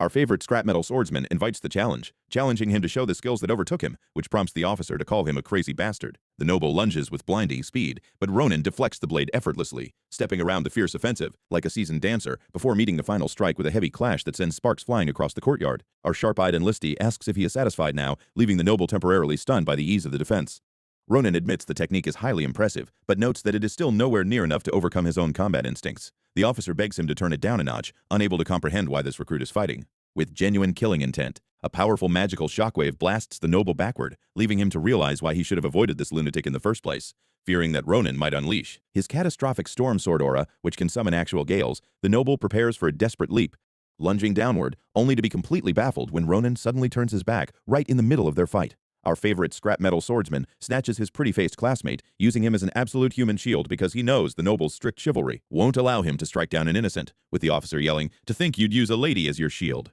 Assel shrieks, "I'm a man, though," while Ronan mocks the nobleman's predictable obsession with honor before delivering a sudden blinding flash. To force a retreat, the noble officer winces in sheer frustration as Ronan yells for his friends to scatter, ordering them to run for it before the guards can close in. They vanish into the distance, just as Sir Sharlapin rushes into the courtyard, demanding to know what fight broke out. The noble officer is visibly shocked to see the legendary knight, but to protect his own highborn pride, he quickly covers up the incident, insisting to the guards that it was merely a friendly, fair sparring match. As Ronan slips away unnoticed, the nobleman's eyes widen in sheer horror when he gasps, "A crack on this sword!" He stands frozen in disbelief, realizing Ronan shattered the divine metal with nothing but a basic cheap sword, while Ronan shares a subtle, knowing smirk. The memory of the fierce duel lingers as we transition to the next morning. Deep in the dense green foliage of Shimo Forest, our rough-around-the-edges recruit pauses, consulting a map, while Assel trails behind, completely exhausted and deeply worried about the consequences of yesterday's madness. Assel points out that the officer is the direct heir to Duke Granchia and that Ronan literally broke his nose. Our sharp-eyed enlistee dismisses the fear, knowing the heir is an upright nobleman who protects the weak and respects rules, meaning he would never abuse his status to throw them in jail, which actually makes a lot of sense to the relieved wizard. They finally arrive at Fenardo Sam, the mythical ley line of mana, where a glowing, magical water surface gathers in a pool of pure energy, swirling in vibrant columns to transform common weeds into miraculous herbs. Making this a highly sought-after location, our rough-around-the-edges recruit marvels at the generous professor who allowed them to use this priceless pool just to hatch their strange egg. Assel feels the immense magic boosting his casting abilities, realizing he can wield spells with effortless power, while the egg in Ronan's pocket begins to pulse. The egg drinks the energy like a sponge, absorbing mana at an astronomical rate, wishing their friend Maria could have joined the trip. But as they sit by the glowing water, Assel suddenly grows uneasy, noticing something deeply wrong because this lush forest is unnervingly silent, with absolutely no signs of animal life. Our sharp-eyed enlistee listens closely, sniffing the air as a grim realization hits, cursing his own complacency. He warns Assel to stay alert, drawing his weapon as they stumble upon a massive, bloodied wolf carcass. Ronan registers the heavy scent of blood, just as multiple dark, glowing-eyed predators creep from the shadows. Ronan catches the thick scent of blood drifting through the woods, which his companion barely notices before our favorite sword-swinging menace points out that they have company, which leads Ronan to investigate the dark brush and discover a glowing purple arrowhead, which confirms they are dealing with heavily armed trespassers. Suddenly, 5 masked archers emerge from the brush, pulling back their bowstrings to unleash a volley of magic arrows that tears through the forest, directly toward them. Our sharp-eyed survivalist doesn't even blink, leaping straight into the path of the incoming danger to effortlessly deflect every single magical missile and shatter them into harmless wooden splinters. As Ronan stares at the glowing wreckage, a sudden wave of recognition hits him. While the broken tips clatter to the ground, taking his mind back to his previous life in the army, he remembers sitting around a campfire with his old military unit where a loud-mouthed poacher used to show off these exact arrows, bragging that they could easily blow the heads off giant monsters until Ronan finally snapped and told him to shut his mouth, only for the man to reveal that these weapons belonged to the hunting dogs, who served a notorious bloodthirsty syndicate leader named Carabolo. Back in the present, Ronan realizes these attackers are those very same hunting dogs, which means they are highly trained killers, so he doesn't get turned into a hedgehog, before launching himself forward, like a human cannonball. The archers watch in sheer disbelief that a kid blocked their entire barrage, scrambling backward in panic as our terrifying teenage terror leaps off the tree trunks, slashing through their lines with such speed that they can barely track his movements, forcing their panicked leader to yell at them to scatter, hoping that surrounding him will give them a fighting chance. Though Ronan respects their quick tactical adjustments, he quickly decides that chasing 5 scattered archers is going to be far too tedious. So he slams down in their midst and screams for them to hold their fire, which completely freezes the archers in sheer confusion. With a dark, manipulative smile playing on his lips, he feeds them a beautifully delivered lie, proclaiming, I am the youngest hunting dog, put into the Damas branch recently. The name ripples through the ranks of the archers, who lower their bows but remain deeply suspicious of his claim, especially a hostile red-haired poacher who steps up to mock the idea of a child being their comrade, prompting Ronan to casually tell him to check with the branch wolf before delivering a venomous lecture about how bad habits only make a pathetic amateur look even worse, completely bruising the older warrior's fragile ego. The red-haired poacher's face twists in pure rage as he threatens to chop the boy into pieces, grabbing him by the collar while our bloodthirsty genius simply smiles and warns him that guys with bad habits always meet a terrible end. Before the blade can fall, another archer quickly pulls his hot-headed comrade back, pointing out that a mere outsider shouldn't know the secret ranks of the organization, which Ronan plays along with perfectly by maintaining his smug, confident grin, convincing them to run this bizarre situation by their commander. Even as the red-haired man worries about causing a territory dispute between branches, only to be told to shut up and let the adults handle it. Their whispering is cut short by heavy footsteps, as a massive, scarred giant demands to know what all the fuss is about, whom the archers immediately salute in terror, revealing him to be Bohm, the savage wolf of the Demire branch. The red-haired poacher smiles with relief, eager to see his boss tear this smug brat apart, while the other archers quietly pray they won't get blamed for the mess. Seeing that all of his targets are now gathered in one convenient spot, Ronan's innocent smile slowly shifts into a cold, terrifying grin, as the archer seeks confirmation of his identity, even as the massive leader points out that this mountain range belongs solely to his branch, which Ronan brushes off with a casual shrug, only for the boy to calmly announce, "'Cause my name's not a Hayatu." The giant freezes in absolute shock. A blinding flash of steel follows. 2 archers are cut down instantly. His blade carves a perfect arc, slicing through flesh and bone in a fraction of a second, leaving the remaining survivors staring in horror at their dying allies, while Ronan cheerfully explains, "I just told you the most fucked up name that I could think of," since it felt like the perfect cover for acting like an annoying poacher.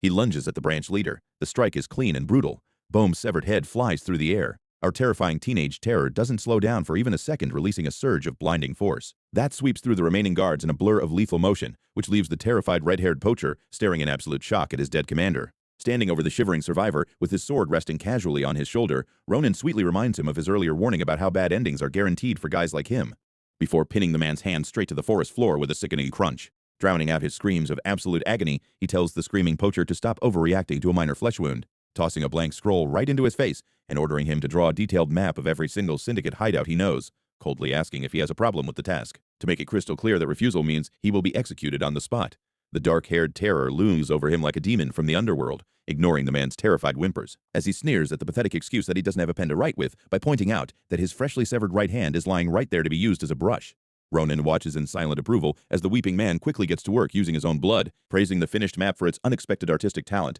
which gives the bleeding poacher a tiny sliver of hope that he might actually walk away from this alive, only for Ronan to raise his blade one last time, shattering any illusion of mercy, as he swings his sword straight down, unleashing a lethal burst of shadow energy. As the final blow lands, Ronan stands in absolute silence over the carnage, his gaze drifting quietly toward the distant tree line, the last of the poachers now silenced forever, leaving our cold-hearted genius to look down at his handiwork, before whispering, "Of course not."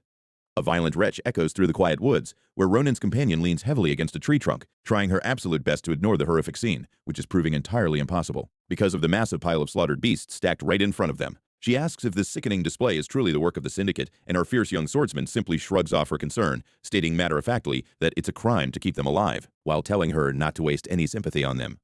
because every single poacher they took down was a wanted criminal. He looks down at their bloody handiwork, musing that a certain bird-loving academy instructor is going to be absolutely heartbroken when he sees this pile of dead eagles, but just as they prepare to leave the clearing, a sudden wriggling in his belt pouch catches our black-haired butcher completely off guard, causing his companion to point a trembling finger at the strange purple egg he pulls out. The mysterious object suddenly begins to pulse, triggering a bizarre reaction in the air as glowing red droplets of blood detach themselves from the ground and begin to float upward from the animal carcasses. Like gravity has completely lost its grip, the floating crimson liquid begins to swirl violently, erupting into a blinding shockwave of magical pressure that forces both of them to shield their eyes as his partner screams in sheer panic while Ronan desperately clings to the vibrating shell. The glowing egg continues to gather the swirling energy, drawing it in closer and closer until a massive pillar of purple light shoots directly into the sky, proving beyond a doubt that this strange artifact is actively drinking the spilled blood of the poachers, absorbing every single drop of crimson power. To fuel whatever is sleeping inside, his terrified teammate shrieks his name for some kind of explanation, but he snaps back, "I have no idea either, so don't ask me, brat," watching the final embers of the magic fade, while knowing with absolute certainty that whatever creature is about to emerge is anything but ordinary, especially as the last floating droplets disappear and the forest clearing falls silent around the hovering shell, which remains suspended in midair, until a hairline crack suddenly splits the surface, quickly spiderwebbing across the entire glowing shell. His companion gapes at the cracking shell, while a wide, greedy grin spreads across Ronan's face as he eagerly cheers. It's finally time to see its face. He leans in close to welcome his new mythical pet. only to get violently punched right in the face by a tiny fist, leaving our nose-bleeding master clutching his snout in utter confusion. A pair of leathery black wings unfolds, revealing a tiny, ruby-eyed creature that chirps happily as it hovers before them, though he stares at the newborn beast, highly skeptical of its official classification, while his companion points out that it looks way more like a dragon than a dream bird. They both agree that this little thing has a suspiciously draconic build, leaving him to wonder exactly what kind of chaotic mana it absorbed to hatch looking like this, even as the adorable little menace nuzzles affectionately against his finger, completely ignoring his scoldings for throwing a punch the literal second it was born. A glowing magical crest suddenly flashes on its tiny body, unleashing a warm wave of energy that completely envelops Ronan's face. To their amazement, his bleeding nose instantly mends itself, prompting his companion to note how deeply the creature already adores him, which earns the tiny newborn a warm pat and some rare praise. The two recruits agree that the baby needs a proper name, and as the little creature tilts its head in curiosity, letting out a soft questioning chirp, it suddenly darts away into the thick foliage like a shot. The pair watches in confusion as their new companion disappears, realizing a split second later that the beast must have sensed someone, which is confirmed when a heavy boot crashes onto the dirt belonging to a frantic hooded syndicate member known as Valis, an errand boy for the local Demire branch, who skids to a halt with his eyes bulging in sheer horror as he tries to process why his entire squad is lying dead across the clearing. He panics over the sudden massacre that occurred while he was away on an errand, spotting two strangers standing near a lingering pool of blood, but before he can even wrap his head around the situation, the tiny dragon zooms through the air, diving straight at his face like a miniature missile. He is violently knocked flat on his back, groaning in pain as the little beast hovers over him, letting out a fierce warning chirp before a stream of liquid magically bursts from the thief's chest, as the baby dragon begins actively draining his life force, leaving the desperate smuggler screaming at the top of his lungs for help. Our sword-swinging softy calmly walks over to the thrashing thief, gently ordering his new pet to halt before she completely drains the guy. Calling the little dragon by the name Sita, his companion repeats the name to see if it fits, and Ronan proudly confirms that this was the name he had saved. While Sita chirps happily in agreement, the terrified errand boy cowers on the damp ground, staring up at Ronan with wide eyes as he realizes this kid controls the monster. Before his frantic thoughts are cut short by a cold greeting, Ronan looks down, casually asking, "Are you hurt anywhere, Valis?" Which makes the trembling thug stammer out a relieved response, profusely thanking his savior for sparing his life, until a sudden wave of confusion washes over him as he wonders how this complete stranger could possibly know his name. A tense silence settles over the forest, while the young commander stares down at his target, resting his heavy blade dangerously close to the man's neck as he coldly mutters, "You don't need to know that." The terrified thief shivers under the cold steel, while Ronan reflects on his past life, remembering a red-haired version of himself from years ago, who once cornered this exact same talkative crook, mockingly calling him a loudmouthed hunting dog. Valis gasps in sheer terror at the insult, highly offended but far too terrified to argue, stuttering that he is merely a low-level errand boy, which Ronan finds absolutely perfect for the task he has in mind, smiling warmly as he leans in close to clarify that this isn't a request. Arriving at the majestic white stone castle, our sharp-eyed recruit is jingling a small fortune in gold. Having realized that his loot from the forest is worth far more than he ever expected, he had collected glowing spring water from the ley line, knowing it was highly valuable, but he never imagined that the local alchemists would drop a massive bag of coins just to get their hands on a single glowing flask. With Sita perched happily on his shoulder, the kid with old eyes strolls through the square to repay his debts to Professor Varen, only to find a sign on the door announcing the man is away on business. It is just as well, since Ronan still has to ensure that his terrified new asset, Valis, remains absolutely frozen in fear, praying for mercy, and entirely unable to even contemplate breaking their deal. With the coin purse heavy at his hip, he is reminded that his top-tier exam scores have earned him a full scholarship, leaving him with a mountain of gold and absolutely no tuition fees to worry about. So our black-haired terror begins to scheme, realizing that before the upcoming academy entrance ceremony, he has a very important family member to spoil. A few days later, at a bustling carriage station in Balon, a heavy coach pulls up to the platform, and out steps a young woman looking around in absolute wonder. She gasps in excitement as she marvels at the grand city, smoothing down her simple dress. Ronan calls out to welcome his sweet older sister, Irene, who immediately squeals his name in excitement and throws her arms around him. She is completely overwhelmed to see him, demanding to know how on earth he could afford to hire a luxury carriage for her. Before he can explain, she grabs his face in a panic, worrying that he has gotten too thin, though he quickly assures her that he is eating like a king. Her maternal panic briefly subsides until she notices a tiny squeaking purple dragon resting against his neck, but Ronan refuses to let her dwell on the bizarre new pet. He grabs her hand and pulls her along, explaining that once his classes begin, he will have no free time left to do what he wants, leading her directly toward a grand boutique. Inside the luxury merchant shop, Irene grows increasingly nervous while the kid with old eyes lounges on a plush sofa like a young nobleman. She touches the fine, expensive fabric, protesting that this dress is far too lavish for a gift, turning in place as she tries it on. Our sharp-eyed recruit simply waves his hand and tells the shopkeeper to wrap up everything, pointing to a massive stack of boxes and declaring that it is high time He started paying her back for all her years of sacrifice. The gesture hits her like a physical wave, and she stares at him through a sudden mist of tears. Unable to believe how much her little brother has grown, overcome with emotion, Irene starts shouting to the entire shop that her brother is an absolute angel, ignoring his red-faced pleas to stop as the amused employees watch them bicker. Red-faced and desperate to escape, Ronan drags her out of the boutique and heads toward the nearby blacksmith district to replace his dull-chipped sword. But as they push past the door of a workshop, they run right into a familiar, rigid figure. The stiff-necked commander Philleon is standing right there, scaring poor Sita half to death with his sudden appearance. Our black-haired terror immediately accuses him of being a stalker, but Philleon coolly explains that he is merely picking up a custom order,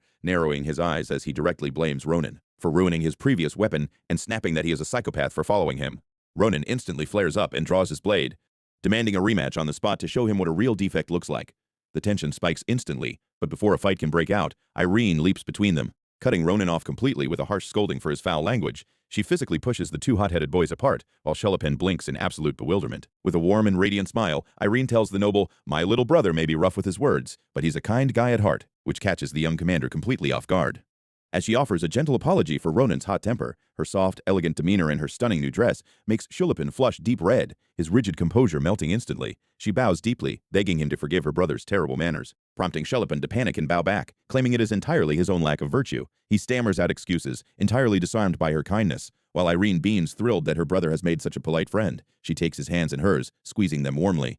and says, "Please take care of my little brother in the future too," which leaves the noble utterly paralyzed. Ronan stands in the background, with his jaw on the floor, watching the legendary ice-cold warrior stammer and offer to replace the chipped sword. Since he has no gold on him, Philleon pulls out a solid gold plaque, pressing the Granchia family crest into Irene's hands as Ronan yells in sheer disbelief. Before Ronan can demand if he has lost his mind, the blushing noble points them toward the western end of the district, explaining that the plaque will grant them access to a legendary 500-year-old forge. He stammeringly wishes them well and practically flees the scene to hide his burning cheeks. Ronan stares after him, completely dumbfounded by how easily his sister tamed the beast, especially since a Granchia family token is valuable enough to buy an entire village. He can only scratch his head in confusion, wondering if this blushing softy is truly the ruthless sword saint he remembers from his past life. But there is no time to ponder the mysteries of the universe, because the very next morning arrives, and the grand courtyard of Philleon Academy is packed with thousands of new students. The principal steps up to the podium offering a warm welcome to the elite freshmen. Smiling down at the rows of young talent, he speaks of potential and how their names will one day be etched into history, while the freshmen listen with stars in their eyes. Staff and soldiers stand at attention, representing the pinnacle of imperial education. As the elderly man paints a picture of a glorious future, the faculty nods along to the speech and the crowd begins to swell with pride. Our black-haired terror simply lets out a massive yawn, finding the whole thing incredibly boring, though he decides to tolerate the pompous display because Irene is watching from the crowd with pure happiness. But just as the ceremony reaches its peak, the principal's face suddenly tightens, his eyes darting up to the sky. A sudden, deafening crack echoes through the plaza, causing students to point in absolute terror at the massive cracks opening up overhead. The heavens tear open with a violent flash, scattering bright debris over the panicked students. The plaza itself begins to bend, and before anyone can run, the stone pillars and paths of the academy shift, reorganizing the entire courtyard into a colossal floating arena. A booming voice echoes from above, shouting, "Nice to meet you, juniors!" As a powerful upperclassman looks down from the edge of the sky, the students are left spinning in absolute shock, unable to comprehend how a single person could warp space with a flick of his finger. But Professor Varen only grins, announcing that this is the real welcome, as the traditional battle between the seniors and the juniors begins right now. The grand face-to-face ceremony is supposed to be a polite tradition where the senior and junior classes clasp hands in mutual respect, but everyone knows it is really just an excuse to establish the school's pecking order. Standing in the middle of the massive arena are the Academy's newly minted representatives, pitting the top 4 second years against the strongest freshmen in a series of one-on-one sparring matches. Up on the high podium, a bearded old professor preaches about how competing and finding each other's weaknesses is the true start of education. While the students try to look attentive during the lecture, while the headmaster explains that the first years can freely choose their opponents, our grin-happy freshman whispers to his classmate that the old man is just trying to intimidate the newcomers with fancy words. The crowd whispers in awe as the martial arts celebrities Nasto and Brahm are announced, alongside the 4th-ranked Karun, setting a stage that is supposed to feature the 3rd-ranked Irina and our sharp-eyed swordsman. Ronan is practically vibrating with excitement at the thought of testing his blades, while the worried Irina watches from the sidelines, hoping for a friendly, bloodless display of friendship, right as the announcer declares that the first-year representatives can now select their targets. Stepping forward with a casual raise of his hand, our grin-happy freshman asks if he can make a small suggestion, explaining that if the choice is truly free, he wants to fight them, all of them at once. A stunned silence falls over the entire arena as the headmaster turns to the faculty benches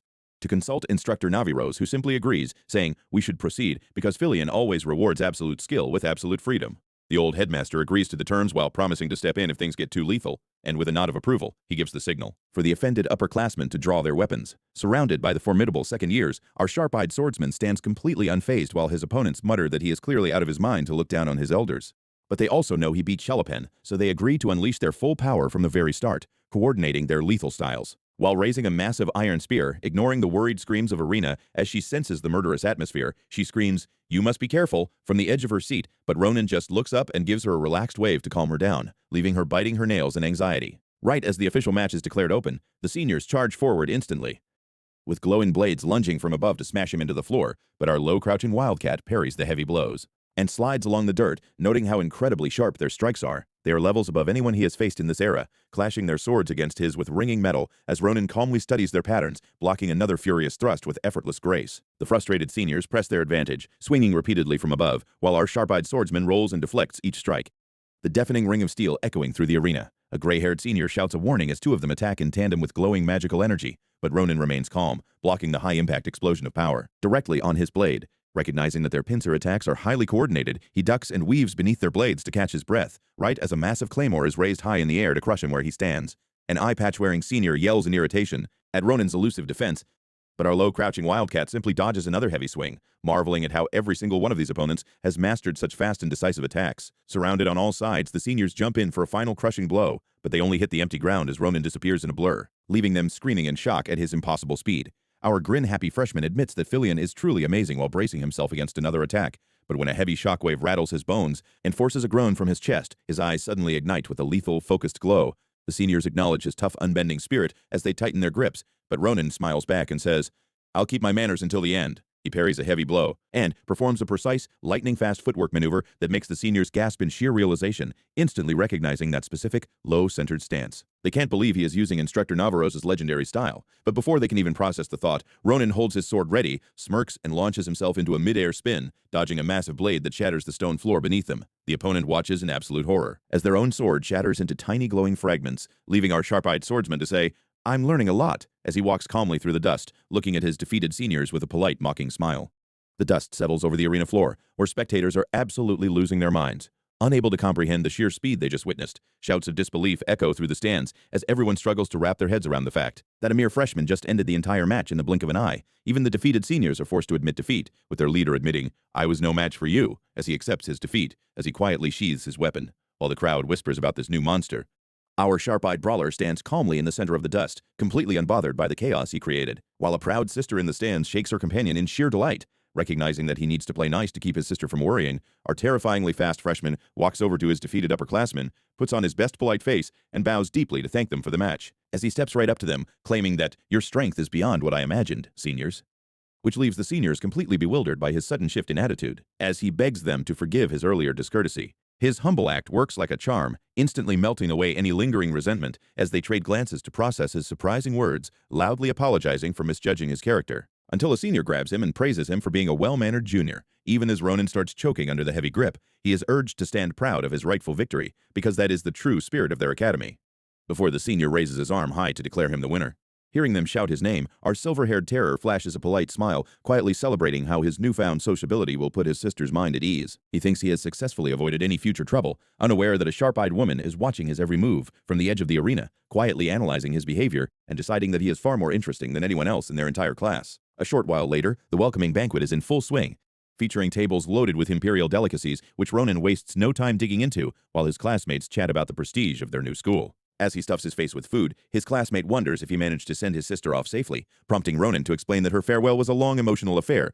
but he made sure she would be perfectly safe on her journey home. He had to promise to eat well and write letters, and even sent his small creature Sita along to protect her from any danger on the road. His classmate notes his extreme protective streak, and just as our sharp-eyed brawler prepares to bite into a massive cut of meat, a stern-faced classmate interrupts his meal with a very serious question. The intruder stares down at him with intense focus, causing Ronan to slam his hand down on the table and demand to know what his problem is, only to realize the guy isn't looking for a fight but rather checking on something important. The boy pulls out a notebook, asking for the exact location of his sister's main base, leaving our terrifyingly fast freshman utterly speechless. He demands to know if the area has proper security or frequent bandit attacks, insisting that a proper lady deserves at least a hired escort of professional mercenaries. Ronan shouts that he already hired highly reliable protection, dismissing the concern unless a wild wyvern suddenly decides to drop out of the sky, which only makes the worried knight panic even harder about a potential aerial assault. Losing his absolute patience, Ronan screams, "That's enough, you crazy bastard," at the top of his lungs, yelling at the guy to stop making such a massive fuss and demanding to know why he cares so much about his sister in the first place. The flustered boy stammers that it is simply his noble duty to worry about a lady whose fate has crossed paths with his, just as a mysterious female student with flowing purple hair approaches their table. She smiles at the heated argument, mocking the supposedly stoic wolf of Granchia for being so incredibly talkative over a girl, which prompts the boy to turn around and ask her what she wants. She introduces herself with supreme confidence, revealing her identity as the top-ranking genius of the freshman magic department, before clarifying that her only real interest lies with one specific person, stretching her arm and calling out, "Mr. Ronan," with absolute poise. Our silver-haired terror points to himself in disbelief, demanding to know why she is targeting him before letting out a heavy, exhausted sigh, as he senses that yet another absolute lunatic has decided to complicate his life.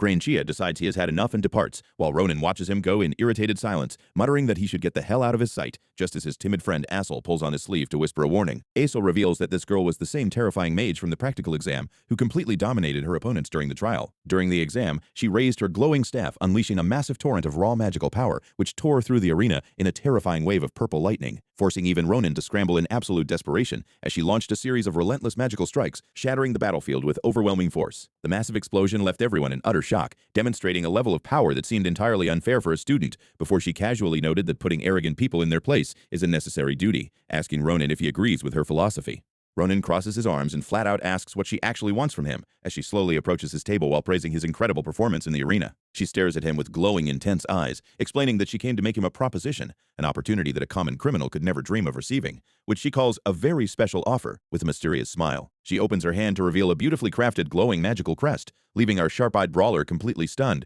as he stares at the glowing object, instantly recognizing the legendary magical seal of the prestigious Acalusia family invitation. Unlike ordinary nobles who value pure bloodlines above all else, the Grand House of Acalusia operates on a tradition of raw talent, producing countless legendary figures who serve as the twin pillars of the empire. For anyone who manages to catch their eye, they offer a lifetime opportunity to join their ranks, which is exactly why the magic genius hands our sharp-toothed freshman a glowing purple charm. She asks if he already knows the weight of what he is holding, but Ronan quickly plays dumb, claiming he only heard minor rumors while passing by. The kid with old eyes immediately remembers his past life, sitting by a campfire with his former commander, Adeshan Akalusia, who once explained that even a commoner could earn their crest. She promised that if he survived the brutal war, his undeniable talent would eventually earn him an invitation to her family. She saw him as a truly gifted warrior, a warm memory that still lingers in his mind as the vision fades, bringing him back to the present.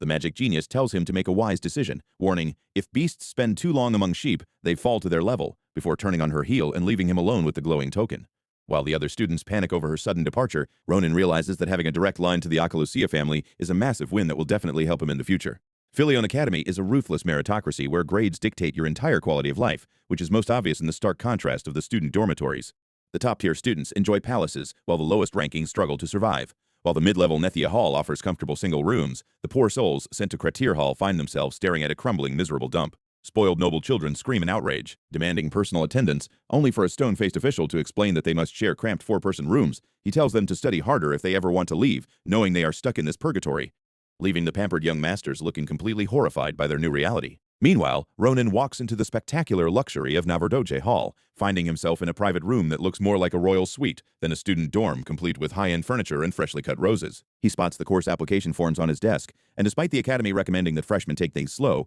our stick-armed corporal decides to completely fill his timetable with every class that catches his interest, refusing to waste a single second of his second chance. He grins confidently at his packed schedule, eager to dive headfirst into his new academic life, but his excitement is immediately cut short. During his very first class, where things do not go as planned, he declares his intent to master every style Philleon has to offer, fully prepared for a brutal, grueling schedule of hard work, only to get hit with an immediate roadblock. His actual instructor, Avar, blunt and imposing, flatly tells Ronan, "There is no need for you to attend." Pointing out that his skills are far too advanced for basic lessons, Ronan tries to argue that the lesson has barely even started, but the massive warrior just laughs, pointing out that Ronan already has perfect form, which means staying would only demoralize the rest of the class and make them feel completely worthless. So with a jolly laugh and a big thumbs up, the teacher kicks our sharp-toothed freshman out into the cold, leaving him to sit miserably on a lonely cliffside. To make matters worse, it turns out he got early graduation from archery and monster hunting as well, meaning his entire day one consists of standing over a dead goblin and clutching his head in absolute, raging boredom. His grand plans of hard work have been utterly ruined by his own talent. His noisy despair catches the attention of Instructor Naviros, who strolls up with her arms crossed, amused to find her most promising student already slacking off. When Ronan stands up to complain about the ridiculous rules, she just smiles sharply, reminding him that he copied her advanced sword techniques after seeing them exactly once. But since she is a Philleon instructor, she cannot let his arrogance slide, so she steps forward and demands that he hand over his weapon for a proper lesson. Ronan hesitantly hands it over, only for Navarros to snatch it and strike the blade with a single quick tap. That shatters the cheap steel, sending shards flying everywhere. As the broken pieces scatter onto the grass, she bluntly tells him that a garbage weapon will only hold back his true potential, demanding that he watch closely as she draws her own sword. She grips her hilt with absolute focus, unleashing a heavy, suffocating pressure that makes the kid with old eyes widen his gaze in sheer shock. With one blinding, effortless slash, she sends a colossal arc of green energy ripping through the sky, tearing the very air apart, and slicing through the distant mountainside, with an earth-shattering explosion that shatters the stone below them and fills the area with cascading light. As the dust and debris settle over the obliterated landscape, Navarros stands completely untroubled by the chaos, gazing down at the frozen, stunned boy, and asks him flat out, "Do you get it now, Ronan, what you lack?" Ronan used to view a weapon as a mere lump of iron, designed to be replaced the second it shattered under pressure, but his entire outlook changed the moment he witnessed Navarros' terrifying display. He walks across the field trying to comprehend how their identical strikes could yield such a ridiculous difference, realizing the gap between them is wider than an ocean. The silver-haired instructor warns him that wasting strength leads to immediate death, advising our dark-haired swordsman that he must find a weapon suited to his mana if he ever wants to control his true potential. Recognizing his intense focus, she offers to let him bypass the Academy rules to join her elite class on the single condition that he, in her words, comes with a proper weapon instead of that piece of iron. On his very first break day, our yellow-eyed prodigy drags two doubtful schoolgirls to a rundown wooden shack which looks ready to collapse under a single poke, despite being highly recommended. They step through the creaking front door, only to find the interior even messier and completely deserted, forcing them to wonder if they have been led astray. A massive furry beast suddenly emerges from the shadows to complain about the noise, towering over the terrified girls while demanding to know what business they have making a fuss. When our uniform-wearing sword maniac presents the Grancia family plaque to purchase a weapon, the werewolf dismisses him as a mere child and orders them to get lost. The beast then offers a terrifying alternative, suggesting he might consider helping if he can, as he says, "Tear one arm off of this skinny little bastard," sending the schoolgirls into an absolute panic. Unbothered by the growling monster, our dark-haired swordsman casually draws his blade, striking with blinding speed and leaving the creature clutching its chest in utter shock as blue electric energy crackles harmlessly across the beast's hidden armor. Our yellow-eyed prodigy prepares to launch a follow-up strike that will tear down the entire room. Terrified for his life, the werewolf desperately screams, "It was just a test," to justify his aggressive attempt to evaluate his new custom armor, though Ronan remains thoroughly skeptical of such a suicidal testing method. The werewolf apologizes for the scare, introducing himself by declaring, "I'm Didicon," before guiding our uniform-wearing sword maniac deeper into the building to reveal the true shop. Didicon triggers a hidden mechanism in the wall, activating a massive pulley network of gears. That floods the chamber with brilliant light as they prepare to descend. As the elevator platform takes them deep underground, they stare down in absolute awe at the sprawling, magnificent subterranean cavern known as Grand Cappadocia, leaving our dark-haired swordsman completely speechless. Delighted by his new guest's potential, Didicon happily promises to take full responsibility for him, leading Ronan directly toward the roaring fires where the Empire's master artisan works his magic. Heavy iron hammers strike with ear-splitting force, sending brilliant showers of sparks cascading across the massive cavern floor, as the scale of this subterranean royal smithy leaves Ronan's companions completely breathless. Struggling to comprehend how such a colossal operation could remain hidden directly beneath the bustling streets of the capital, the Great Forge gathers the most elite craftsmen from every race to work in absolute secrecy. But the true legend of this underground wonderland is a stubborn dwarf master who has spent more than 400 years shaping the finest blades in the realm, gaining a reputation for being incredibly rigid and difficult to deal with. Even as Didicon loudly sings his praises with uncharacteristic reverence, the heavy wooden door slams open with a deafening rattle, disrupting the quiet sanctuary of the ancient forge, as the wolfman calls out to the master, prompting an irritated sigh from the legendary blacksmith Ronan, who immediately scolds his giant visitor for being so incredibly loud during business hours. Ronan peers over his spectacles and asks if the new customer is actually worth his time, his sharp eyes narrowing in sudden curiosity, before he requests to inspect the sword that his guest has been relying on, prompting Ronan to hesitantly hand over his cracked and battered weapon. The master craftsman turns the blade over in his wrinkled hands with a deep frown, declaring flat out that it is trash, and wonders how a warrior of any caliber could carry such a pathetic piece of metal into battle. Ronan tells him he can choose any weapon in the workshop for free to ease his guilt, but our sharp-nosed swordsman merely exchanges a silent look with his large canine companion, knowing that he must first demonstrate his absolute best technique to prove his worth. As a memory of Instructor Navarros' glowing blade flashes through his mind, our fierce silver-haired rookie grips the hilts with intense focus, lowering his stance as he prepares his body for immediate combat, and lunges forward in a blinding, instantaneous blur, which completely catches the old dwarf off guard as he recognizes the familiar form, right before Ronan unleashes a massive shockwave-inducing slash that leaves a blinding trail of destructive energy slicing straight through the workshop. A massive cloud of black smoke billows from the smoldering chimney, causing alarmed neighbors to gather outside and wonder if a furnace has completely exploded. Inside, the wild-eyed combat genius sheepishly rubs his neck and mutters that he didn't mean to go this far. While Duran stands frozen in absolute awe, recognizing that the sword art is Navarrose's, the old dwarf proudly reveals that he was the one who originally forged her legendary weapon, which would go on to shape her path as a legendary warrior, gazing at the young prodigy with a completely new level of respect, and calling that blade one of the greatest masterpieces of his entire blacksmithing life. Duran admits he initially mistook him for a clueless novice, but warns that carrying such overwhelming talent is a dangerous burden, explaining that standard materials simply won't suffice for his caliber, which prompts our sharp-nosed swordsman to pull out the mysterious, indestructible eggshells he retrieved, making Duran gasp in disbelief as his legendary mithril hammer bounces off the material, leaving him to scream in wild excitement about how this kind of material existed in this world. Ronan smiles and confirms that the shells are indeed real, offering them to the master since they are of no use to him in their raw state, and asks if they are sturdy enough to forge his ultimate sword, prompting Duran to promise a special letter of introduction to other master artisans who can handle it, assuring him that they will treat him with the highest honor once they see his recommendation. He wishes he could forge it himself right this instant, but he raises his hammer with a crazed, manic expression, shouting that he is far too obsessed with smelting this brat right here. The legendary artisan cackles maniacally as his hammer strikes the shells with a satisfying ring, leaving our fierce silver-haired rookie and his companions to sweat drop and silently agree that the old dwarf is completely out of his mind, as the scene fades to black under the echoing sound of hammering. Deep in the shadowed depths beneath the grand forge, a mysterious figure complains about the endless noise from above, whispering with deep malice about wanting to burn the annoying blacksmiths to the ground, while a cloaked companion urges patience, warning that they must not reveal their presence just yet. The leader notes that their ultimate plans are rapidly approaching fruition, and that their conquest will begin by wiping out those ignorant artisans, as towering stone golems stand ready in the subterranean cavern. The sinister figure vows that the entire kingdom, with all its grand achievements and ancient secrets, will soon disappear, buried in the starlight, as the stone golems begin to mobilize for the coming war.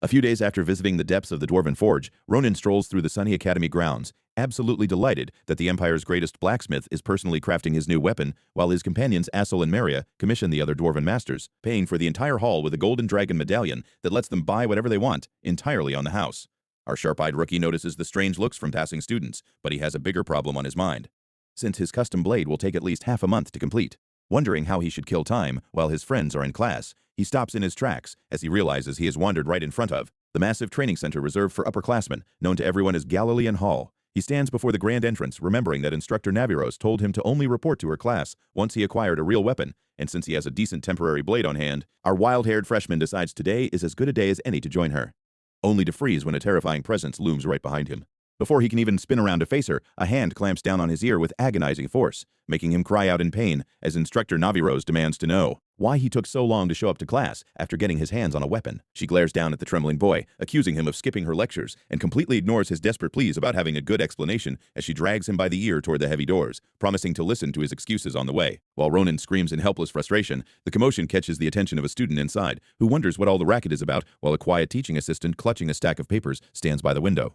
A loud upperclassman named Carden shoves right past her, barking at her to stop blocking the hallway and step aside. She quickly apologizes for spacing out, but the aggressive third year only sneers, ordering the poor girl to stop wasting time and quickly prepare for class, which she accepts with a gentle, submissive smile, before walking down the hallway to do his bidding. Inside the spacious sparring arena, Navarrose gathers the students together and introduces her new pupil, telling the class that though some of them might already know him from his antics at the opening ceremony, he will be joining their ranks from today onward. Our feral first-year bows politely and greets his seniors, which immediately sets off a wave of whispers about his rank among the freshmen. With some wondering if a dandy like him is actually any good, Ronan warns them that he can hear every word they are saying, glaring at the gossiping crowd, though his eyes soften as he spots a few friendly faces, before hardening again as he notices a face he absolutely did not want to see. Just as he prepares to make the best of it, the teaching assistant rushes into the room, breathlessly apologizing to the instructor for being late.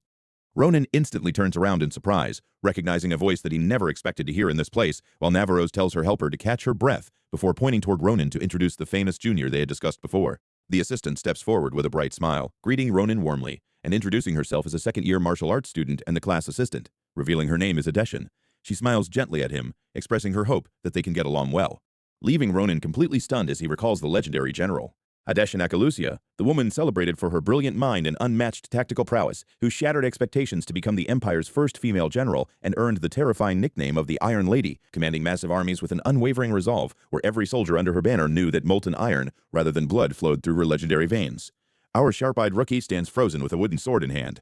unable to comprehend how the fearsome general of his past life could ever make such a soft, gentle expression, as she trains happily with the other students. Realizing she has absolutely no memory of their previous life, he remembers a heartbreaking plea she once made to him, asking him if he could just tell her to give up on fighting and take up tailoring instead. While he wrestles with this heavy realization, he quickly notices another glaring issue, as students constantly shout for Adeshin to check their stances. complain about strange odors in the arena, and demand that she fetch them fresh handkerchiefs. The future general scurries around the room like a wind-up toy on a frantic loop, delivering cloths and resolving minor squabbles, leaving Ronan to watch in growing disbelief at how incredibly hectic her life is, wondering why an official teaching assistant is being treated like a common servant. Before he can ponder this any further, a shadow falls over him as someone notes how bored he looks, and our wild-haired freshman looks up to find Cardan smilingly asking him for a spar. Confused by the sudden request, Ronan hesitates, while Cardan introduces himself as Cardan Owen, a third year who heard grand tales of Ronan's strength, claiming he wants to learn a few things from the famous rookie, though Ronan is far too distracted to care. Cardan laughs off his own forgetfulness, realizing he did not even bring his weapon, and immediately yells across the training hall, barking a harsh command for his servant to bring his spear.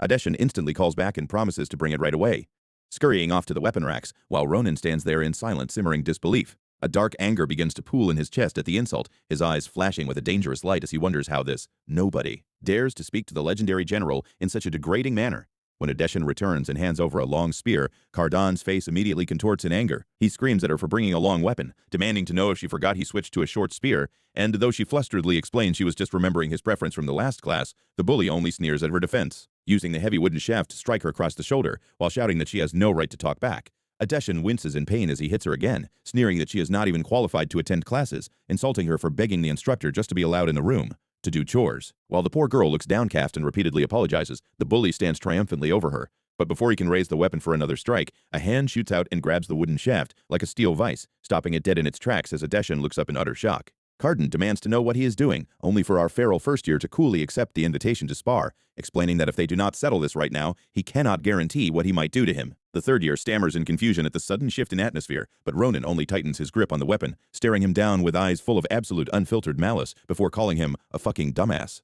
Ronan stands ready with a wooden sword that feels entirely too light, while his opponent looks on with a smug grin, wondering what has suddenly gotten into this insolent freshman, while nearby classmates whisper about whether Ronan is throwing a tantrum over a mere teaching assistant, with Cardan sneeringly asking, "Are you two banging each other without me knowing?" So our angry young recruit grips the hilt of his practice blade, ordering him to just shut up and try to block my attacks, unless he has a sudden death wish. And with no further warning, Ronan swings his wooden sword downward with terrifying velocity, shattering the senior's guard on the very first exchange, and leaving the older student gasping in sheer disbelief, unable to comprehend how a freshman without a drop of active mana can possess such monstrous physical strength, as the sheer force of the onslaught pushes Cardan back, leaving Ronan's wooden weapon covered in deep threatening cracks. Our golden-eyed terror remarks that since his opponent was complaining about using a long spear, he decided to shorten the distance for him as Cardan stands trembling with rage and struggles to find his footing, insulted to his very core by a mere commoner, until the senior unleashes his mana, bellowing about how the lower-class upstart does not know his place, and lunges forward with a desperate heavy thrust, screaming to know if Ronan can survive this strike.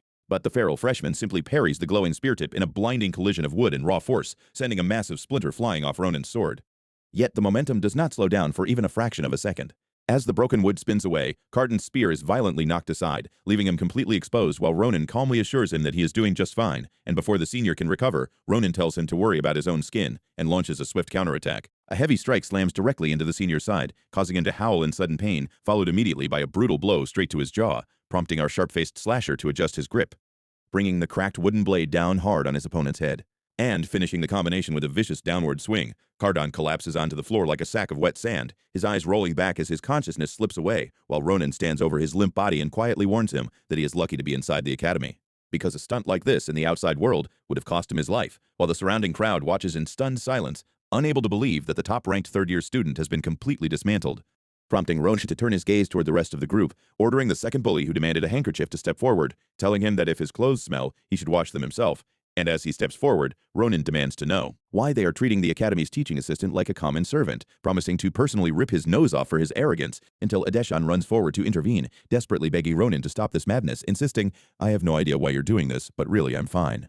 But Ronan refuses to back down, asking her to step aside because he can endure many things, but says, "I just can't see you being looked down upon," because to him, she is still the legendary figure from his past, someone who deserves the absolute highest respect in the Empire, while Adeshan stares at him in complete bewilderment, shocked by his intense devotion even as he pushes past her to finish off the remaining bullies, until a cold, commanding voice echoes through the training hall, ordering him to stop. Instructor Navarros watches him from the shadows, her lips curving into a stern line, as she steps forward to tell him that while she will overlook the previous spar, since minor accidents are common in practical classes, she will absolutely not tolerate any further disruption, as the weight of her presence fills the room, pressing down on the young swordsman like a physical force, making it clear that any further step will result in immediate consequences. Ronan's hand trembles as he holds his wooden sword, sweat dripping down his face under the pressure, as he suddenly senses the phantom image of a colossal green serpent rearing its head, realizing that the instructor is releasing a terrifying amount of killing intent, which coils around his neck like a physical snake. And he immediately recognizes the overwhelming pressure of a true master, and turns to see that the person standing before him is the legendary Sword Saint, cloaked in a swirling mist of green energy, who calmly explains that what he is doing cannot be called a spar.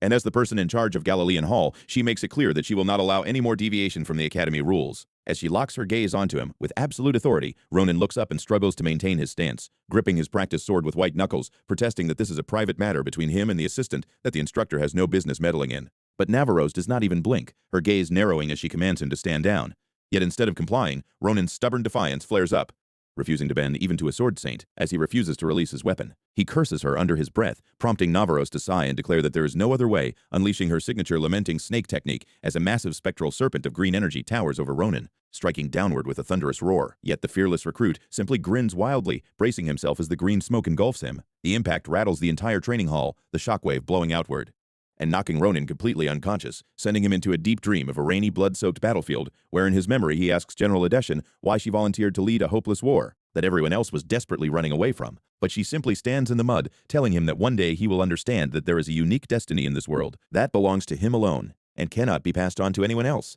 Yet as the dream shifts, Ronan is pulled into a darker memory where his hand reaches desperately for a glowing sword handle, struggling to grasp the cold metal. As his strength rapidly fades, and he sees the general standing in her red coat amidst a field of fallen soldiers, her body covered in deep wounds, as she looks back at him one last time completely exhausted, where she begs him to never forgive me, as her soul begins to dissolve into a brilliant, ethereal light, surrounding him with a massive burst of raw energy, while the final remnants of her power flow into his body, leaving him with the burden of her dying wish. Ronan jolts awake in bed with a sudden panicked shout, his heart hammering against his ribs as he clutches his chest, panting heavily as he tries to shake off the lingering dread of his past life, when a soft, worried voice beside him breaks the silence, as Adeshan leans over his bed and asks if he had a nightmare, prompting our disoriented swordsman to stare at her in disbelief, softly calling her general as he realizes she is safe and sound beside him. Ronan mumbles his final thoughts of a dying commander, gasping out a quiet word for his general, before the brown-haired girl beside his bed pulls him back to reality, causing him to twitch in sudden surprise and awkwardly laugh off his confusion. He asks Adeshan if they are in the campus clinic, and she explains that their terrifying instructor carried him here, promising to correct the behavior you showed today, which is a brutal promise that makes the kid with old eyes curse his luck. Adeshan smiles gently at his distress, asking point blank, "Were you angry for my sake earlier?" But Ronan quickly claims to be an upright gentleman who simply values manners, making her laugh at his terrible lying. She softly advises him not to hate the other students, arguing that she actually understands why they resent her, which immediately makes Ronan shout in absolute frustration. He demands to know why she keeps working as a teaching assistant, noting that the school is just turning a blind eye to the abuse, but as he glares with mounting irritation, she asks him not to misunderstand, revealing a secret that she was the one who asked the instructor to ignore the bullying. He stammers in disbelief at her nonsense, but she insists she is enjoying privileges I don't deserve, since she can barely control mana after a year away from school, making our stick-armed corporal recall a future where this exact woman wielded an unbelievable blazing aura. She admits she bargained for the silence of their instructor simply to avoid being a burden to the only teacher who would accept her,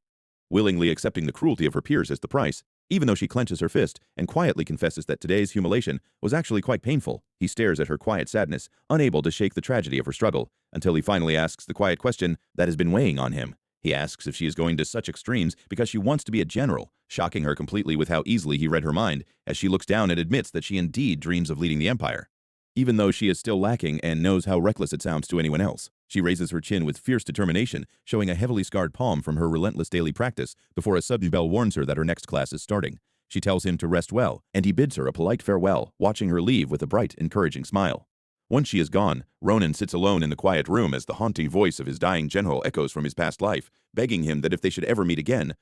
he must tell her to just do tailoring instead of wasting time on nonsense, which was a simple dream she never got to live, leaving our quick-tempered swordsman to stare at the floor, cursing the impossible weight of his knowledge, wondering what he is supposed to do now that he has found her again. A few days later, the weekend arrives, bringing him to the massive iron doors of the Cappadocia smithy, accompanied by his classmates Maria and SL, who look around the empty, silent workshop in confusion. Ronan immediately lets his pent-up stress explode, bellowing about the late-night carrier pigeon that summoned them, complaining about the terrible service before kicking a metal helmet across the dusty floor and shouting at the absolute mess of the workshop, wondering if this is how they treat paying customers. The two girls whisper about his incredibly foul mood, but he ignores their concerns and strides toward a locked inner door, telling them to shut up and follow him as he searches the dark brick wall, pressing a hidden stone he remembers from his last visit, which triggers a secret passage to slide open. They slip through the dark corridor, with his companions questioning the wisdom of trespassing, while Ronan mutters threats about teaching the lazy blacksmith manners, until he suddenly stops, his eyes narrowing as they peer through a high window, only to see a horrifying scene of fire and smoke below, leaving them completely stunned by the sudden destruction, as he points down at the chaos. They look at the bodies of unconscious blacksmiths scattered on the ground, when Asshole spots movement in the smoke, gasping in terror as a massive rocky hand crushes the debris, revealing a colossal rock giant with glowing red eyes, chasing down the fleeing survivors, who scream for their lives. Ronan springs into action, grabbing a cell around the waist, and leaping straight over the high wooden railing, leaving the startled young mage screaming in shock, while he yells back at Maria to run for backup, who quickly nods and sprints away as Ronan drops through the air. He orders Asshole to use telekinesis, and a surge of bright magic wraps around them, activating the invisible hand spell which cushions their violent landing, just as the terrified blacksmiths cower, awaiting their demise under a raised stone fist, until a sudden flash of light slices through the heavy tension. A blinding strike cuts downward, cleaving directly into the monster's rocky shoulder, splitting the giant cleanly in half, as the sheer power of the impact kicks up dust surrounding the young swordsman, whose sudden entrance leaves the monster's eyes wide with shock. Standing before the trembling survivors, Ronan admits his mind has been incredibly stuffy lately, and warns the remaining beasts that they picked the worst possible day to cause trouble, his gaze locking onto his targets as he prepares to tear these stupid lumps of stone to pieces. Our gold-eyed terror stares down the massive living rock, declaring, "You guys chose the wrong day to come," telling the beasts they chose the absolute worst day to cause trouble. The giant swings its fist with enough force to shatter the ground, but our gold-eyed terror slips beneath the shadow of the massive blow to find a clean opening, unleashing a blinding red strike that splits the monstrous target. He leaps high into the air and slices cleanly through the thick stone torso, landing gracefully. As the giant's severed head tumbles into the dirt, massive chunks of rubble rain down on the ground, nearly crushing the terrified blacksmiths, who can only stare in absolute awe at the teenage swordsman who just obliterated a monster in a single strike. Stepping over the smoking remains, Ronan approaches the trembling survivors, kneeling in the rubble to ask what happened, and before they can even recover their breath, our swift-footed sword slinger glares at them, urging them to explain the situation quickly. Because there is no time to lose, gathering around the young savior, the survivors explain that a massive horde of giants suddenly swarmed the smithy, and although they have no idea why the attack occurred, the monsters destroyed everything, bursting out from underground like a localized earthquake, to kidnap several blacksmiths, including their master Ronan, prompting the armored wolf Didikon to run after them in a desperate rescue attempt, even though his combat skills are far from enough to survive. The boy with the old soldier's gaze realizes the captured smiths are destined to become a light snack, so he confirms that the area is clear of any remaining beasts before turning his attention back to his friends. Knowing he must act before it is too late, he commands Maria and his classmate Asel to stay behind and search for survivors, instructing them to treat any wounds they find until backup arrives, which should be easy enough if they use Sita's unique abilities for basic first aid. When Maria asks what he plans to do, Ronan replies that his path is obvious, as he intends to plunge straight into the nest to save the captured artisans, refusing to let the master blacksmith die before delivering the legendary weapon that Ronan specifically came here to claim. Deep in the cavern, the captured old forge master clutches his weapon and begs his blood-soaked companion to escape, but the wounded werewolf refuses to abandon him, even as a colossal stone giant looms over them in the darkness. Didikon growls that running is out of the question,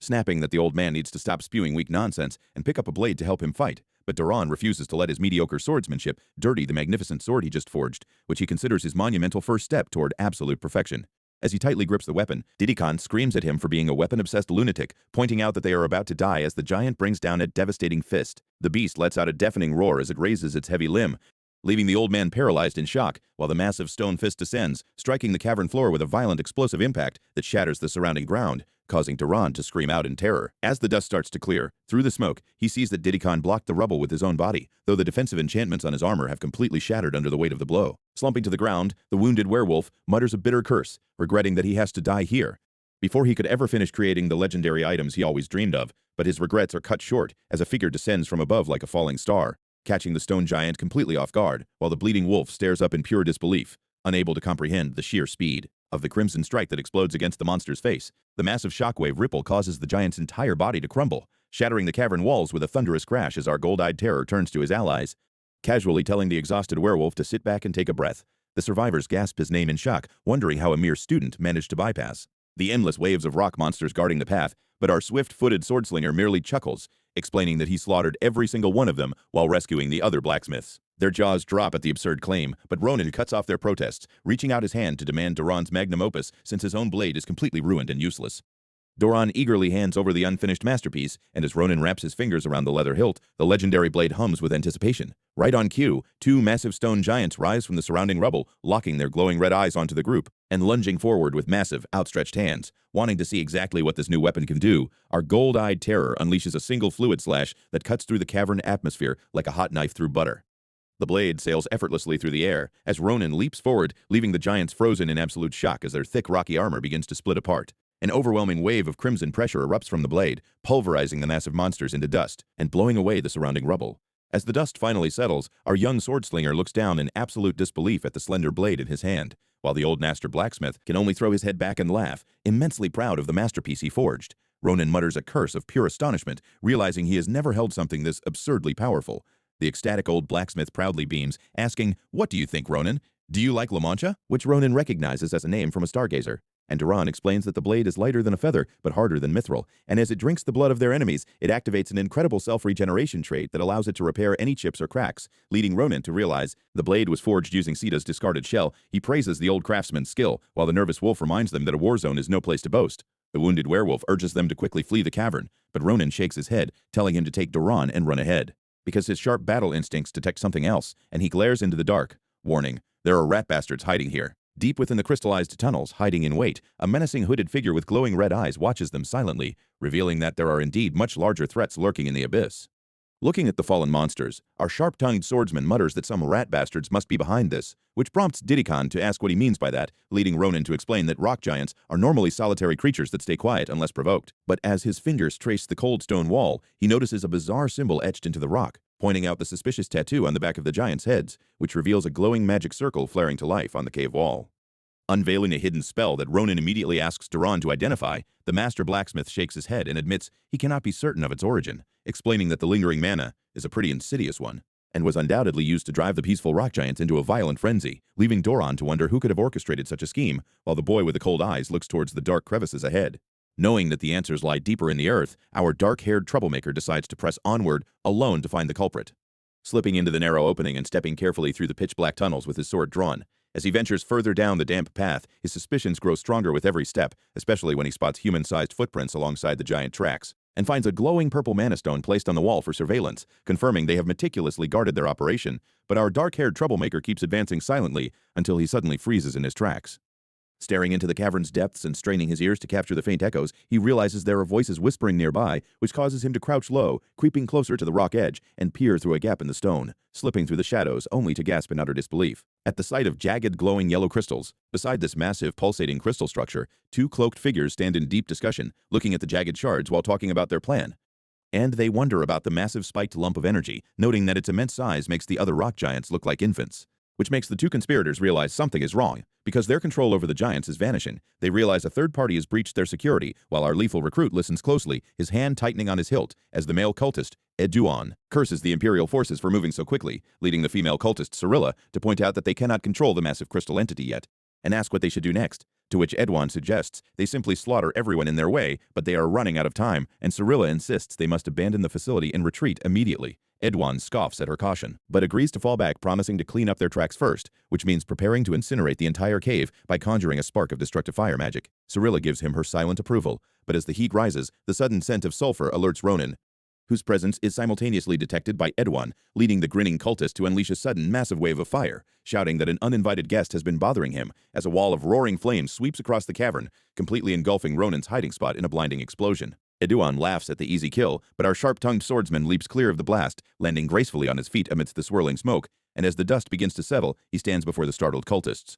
who demand to know who this little brat is. They look down at him with condescending smiles, impressed that he managed to dodge the initial blast, and Eduan raises his hand to conjure another spell, commenting on the boy's impressive agility, while preparing to trap him in a cage of fire, by flaring up flames around them, threatening to seal all paths of escape. Ronan realizes these are no ordinary mages due to the immense speed and scale of their magic, yet he stands his ground without a hint of fear,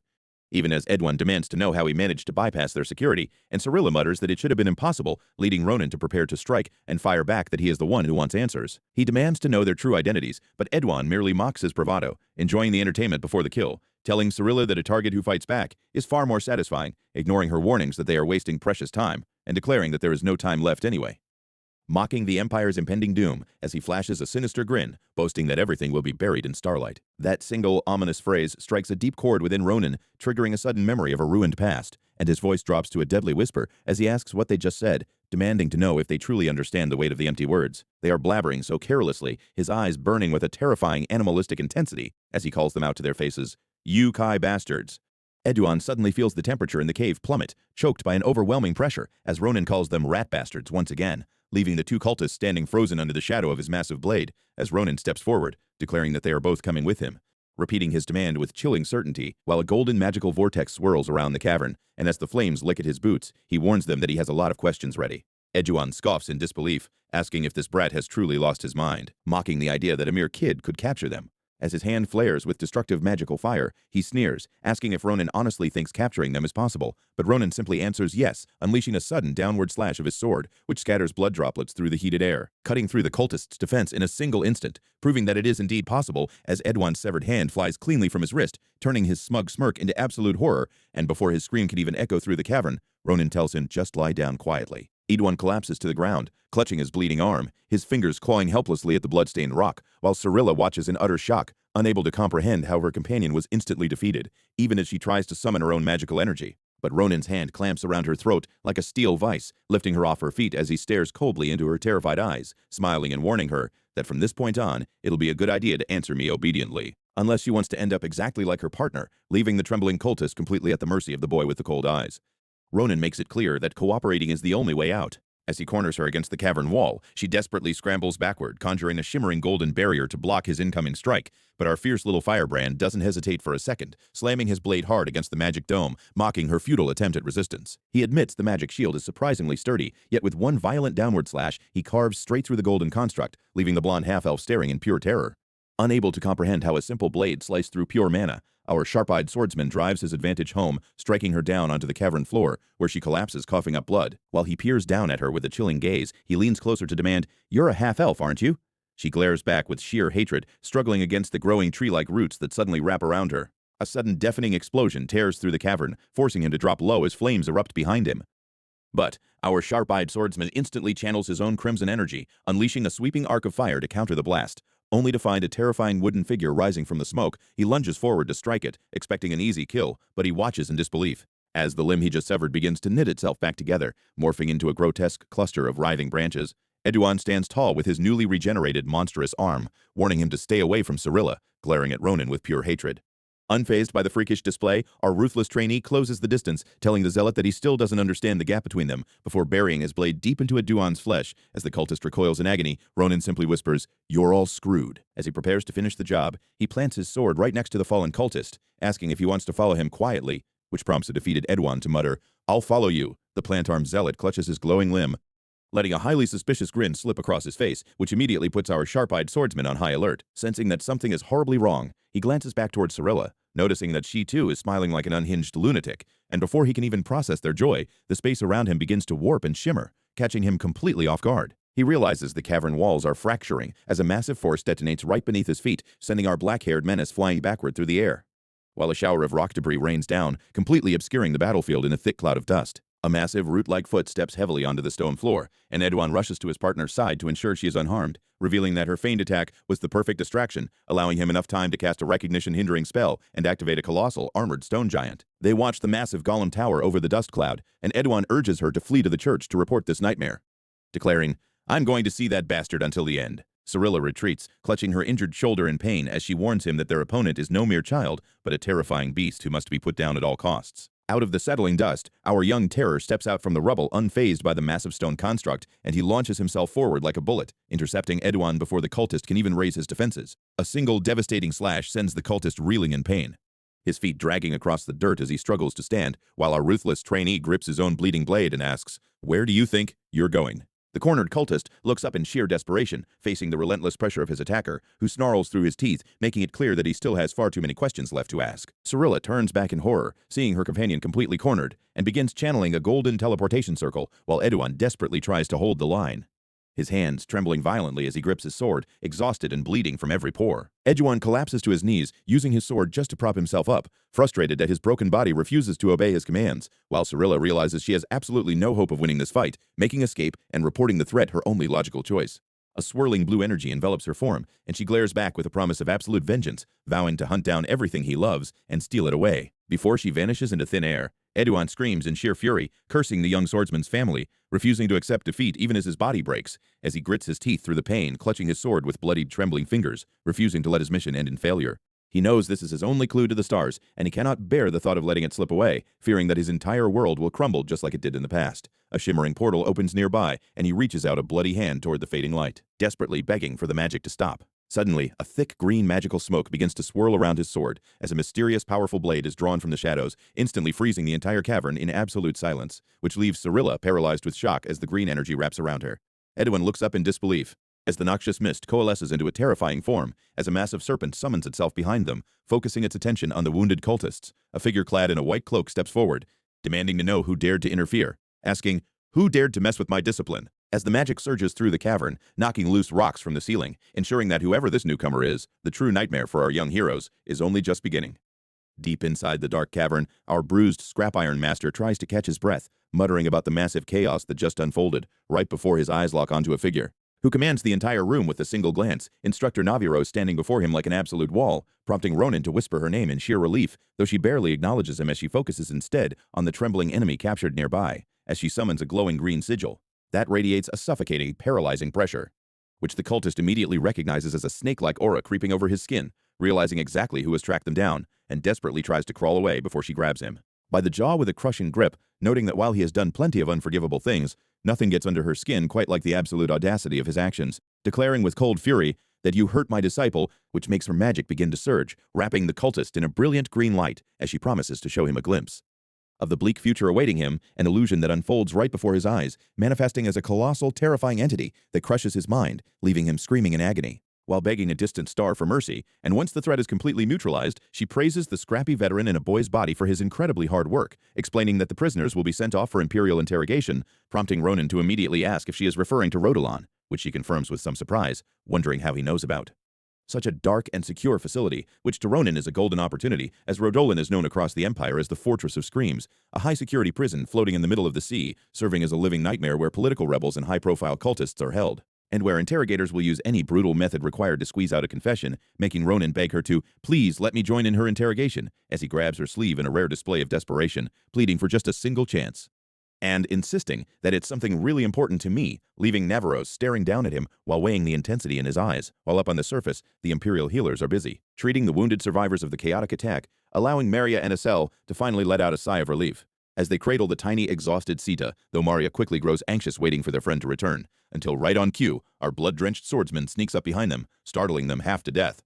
Though they are overjoyed to see him standing and unharmed, especially when he flashes a warm smile and tells them, "Great job, the three of you," praising Maria for successfully bringing back the reinforcements, while thanking Assel and Sita for saving the buried craftsman, prompting Maria to immediately demand that he get treated for his wounds, though Ronan waves it off, insisting he was already patched up, before turning his attention to the stretchers, carrying the unconscious, heavily bound prisoners, staring down at them with a look of cold determination, knowing his work here is far from over. So a few hours later, under a cold full moon, the transfer team gathers on a desolate high cliff, standing at the edge of the drop-off, as Ronan watches a sharp, crystalline light pierce the dark, announcing the arrival of the elite guard who glide in on their massive flying mounts, revealed as the legendary Rodolan convoy unit, who greet Naviros with deep respect as they step forward in their eerie bird masks, dismounting from their massive flying griffins, ready to take custody of the high-security prisoners, with the lead guard confirming their orders to secure the cultists, as Naviros points to the bound captives, warning them that the male cultist possesses a strange, rapid healing ability, which actually delights the masked guards, since a self-healing subject means their interrogators can get much more creative during the sessions, and with the handoff complete,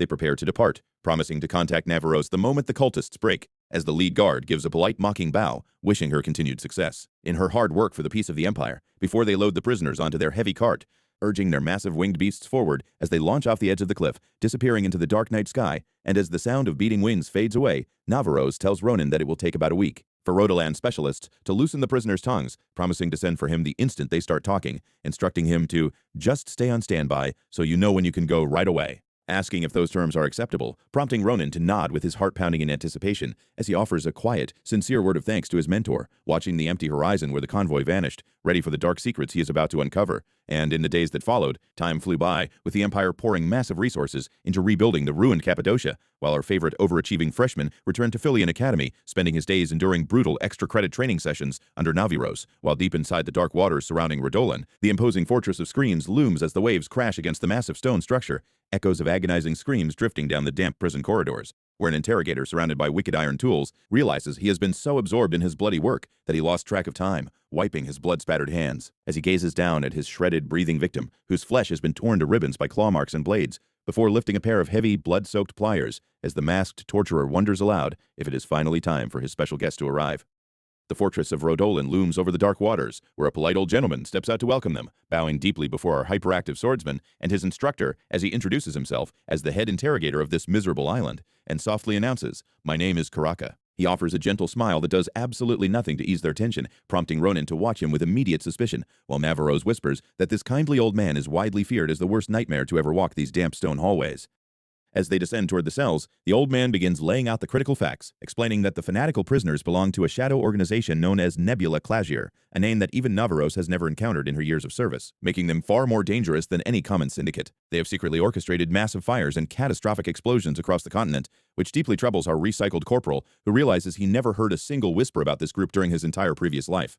Hoping to find a connection, the kid with old eyes asks if the cultists ever mentioned the arrival of the star, leaving the head interrogator completely blank and empty-handed, which forces the boy to quickly lie and claim he merely overheard the phrase during the raid. Just as Karaka pulls out a sinister bird mask and slides it over his face, the entire room tenses as Karaka's presence shifts dramatically, as the masked torturer apologizes for showing such a soft, unprofessional side, promising to demonstrate his true sincerity once they step inside the cell. Inside, the captive elf is suspended in a massive web of heavy iron chains, struggling to survive as Karaka explains that the prisoner uses black magic to constantly regenerate, which makes him the perfect canvas for endless, agonizing experiments. As the red-hot iron is pressed directly into his flesh, the interrogator systematically severs his limbs to find the exact limit of his healing factor, gaily declaring that this shared suffering has brought them closer than ever, though he is deeply disappointed that the elf is still keeping secrets. Grabbing the bloody captive by the skull to force a confession, the broken elf can only weep and sob, Please kill me. Please," witnessing a level of cruelty that Ronan never even saw during his darkest military days, sparking a sudden realization in the boy's mind as he watches the futile interrogation, wondering aloud if the prisoner is physically unable to speak rather than simply refusing. The masked man freezes in absolute shock at the suggestion, remembering that high-ranking military commanders often place magical blocks on their soldiers, ensuring that critical secrets can never be leaked to the enemy under torture. Leaving the veteran torturer deeply embarrassed for missing such an obvious detail,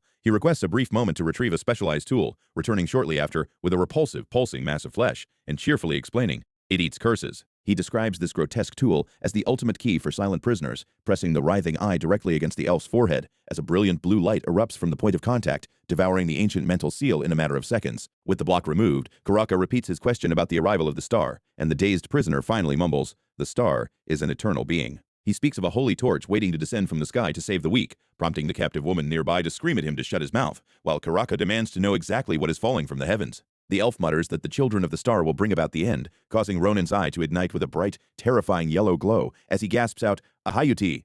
As Ronan approaches the captive elf hanging from the ceiling, he steps in close to demand immediate answers, which causes the prisoner to look up in sheer disbelief when our sharp-eyed swordsman asks him directly, "Do you mean Ahayute?" The captive flinches back as if struck, shaking violently as he gasps out the name in a trembling, broken voice that reveals his absolute horror that a mere human could possibly know this secret. But as his panic escalates, Ronan realizes something is terribly wrong. When a glowing growth on the prisoner's head begins to expand, prompting a warning shout from the interrogator, who reaches forward to grab our quick-tempered recruit by the shoulder and yanks him backward as a hostile magic begins to manifest, forming a magic circle on the floor. That consumes the screaming elf in a sudden, violent burst. An explosion of light fills the entire chamber, leaving the two men to stand in silence as the dust settles, proving that even though the curse-eating parasite had absorbed the external layers, Karaka explains that they have underestimated the severity of this design, as the prisoner is utterly destroyed before their eyes. The interrogator stares at the empty chains, while Ronan mutters a curse, asking if all sealing magic is this devastating, which prompts Karaka to explain that the cultists operate under two absolute taboos. The first is that they cannot reveal any plans regarding their star to outsiders, and the second is that merely uttering their master's name triggers an automatic, lethal explosion to keep their secrets safe.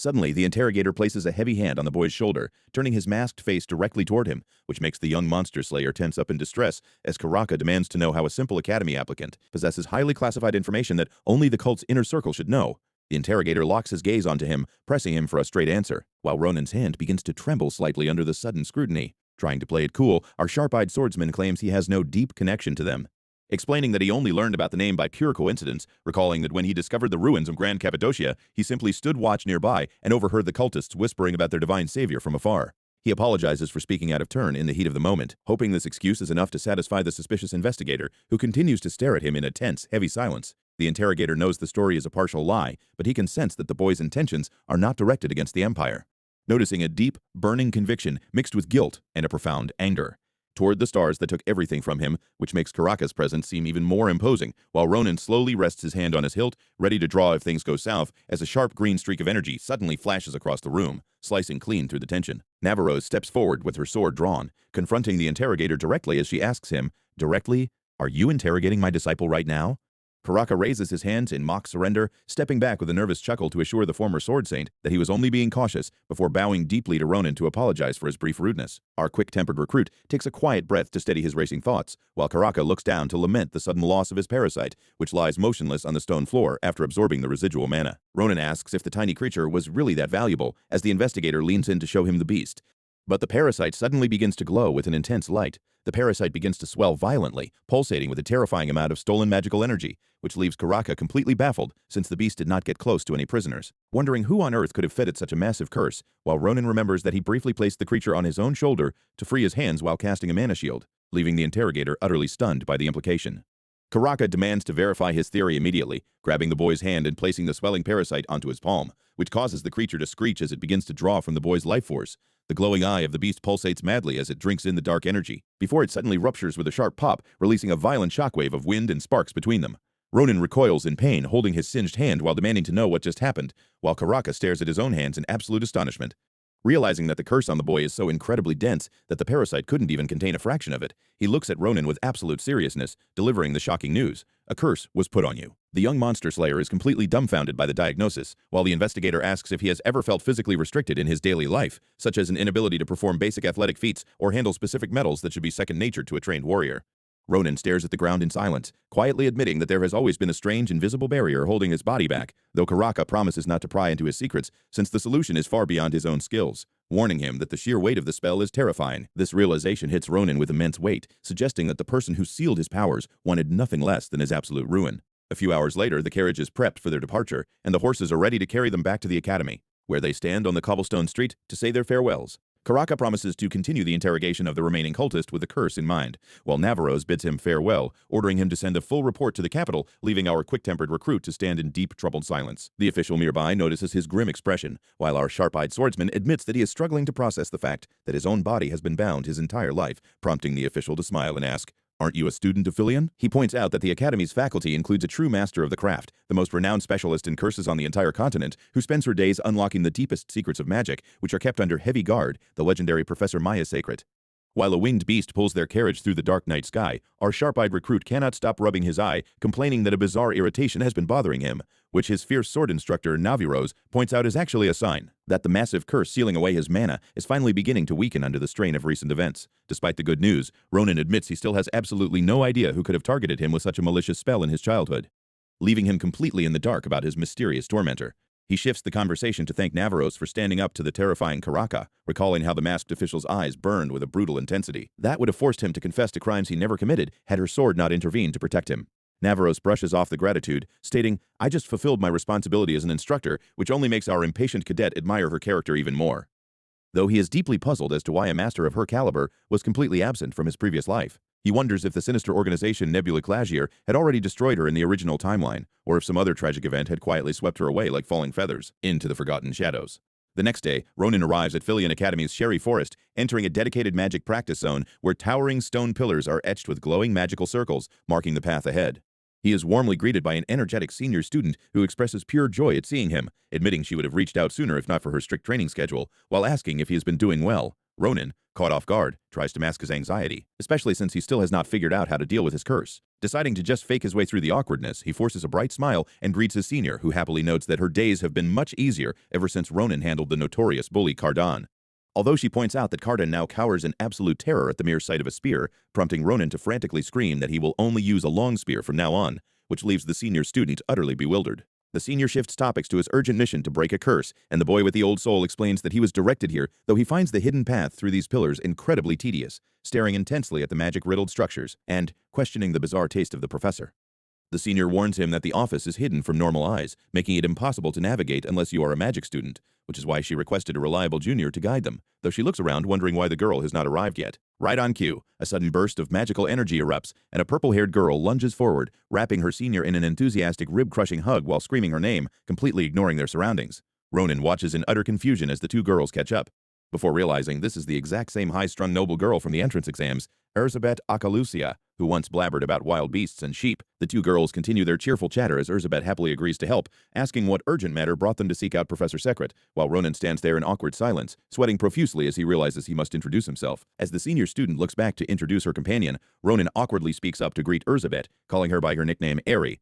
which sends the noble girl into an absolute panic as she realizes who she is standing next to, screaming, "Why are you here?" while clutching her head in utter disbelief, completely shattering the peaceful forest atmosphere. After calming down, Erzsébet reluctantly guides them deeper into the woods, stopping in front of a small run-down wooden cottage, which looks so incredibly suspicious that Ronan jokingly asks if she is planning to bury him alive in the forest. She immediately snaps back, "Stop calling me that name as you please,"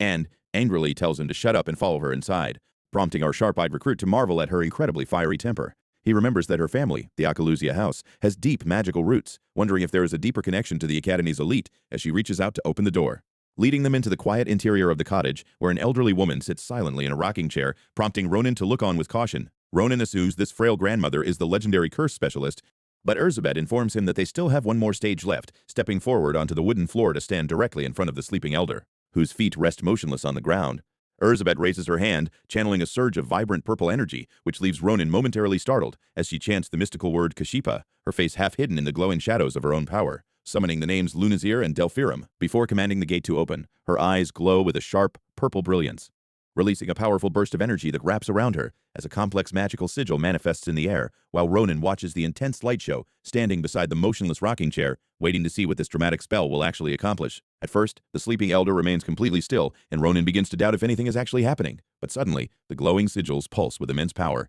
radiating a brilliant purple light that echoes through the wooden cottage, tearing open a massive, swirling dimensional portal right in front of them, which makes Ronan panic and demand to know what is going on, though Erzsébet quickly assures him there is absolutely no need to be wary. Stepping through the swirling magical tunnel, they emerge inside a breathtaking starry office named Sepharatio, leaving Ronan to ask if that unassuming cottage was merely a decoy entrance. Completely astounded by the magical grandeur, a floating robed figure suddenly drifts down toward them, hovering gracefully in the air above as she confirms he is the disciple sent by Navarros, before instantly gathering a swirl of magical energy, tapping her glowing finger directly onto his forehead, which sends a jolt of shock straight through his system. She immediately frowns and mutters, "I feel something really vicious," revealing her true identity as Maya Sacred, the continent's leading curse specialist, who looks down at him with immense curiosity, smiling with glowing blue eyes as she prepares to dissect his lifelong seal.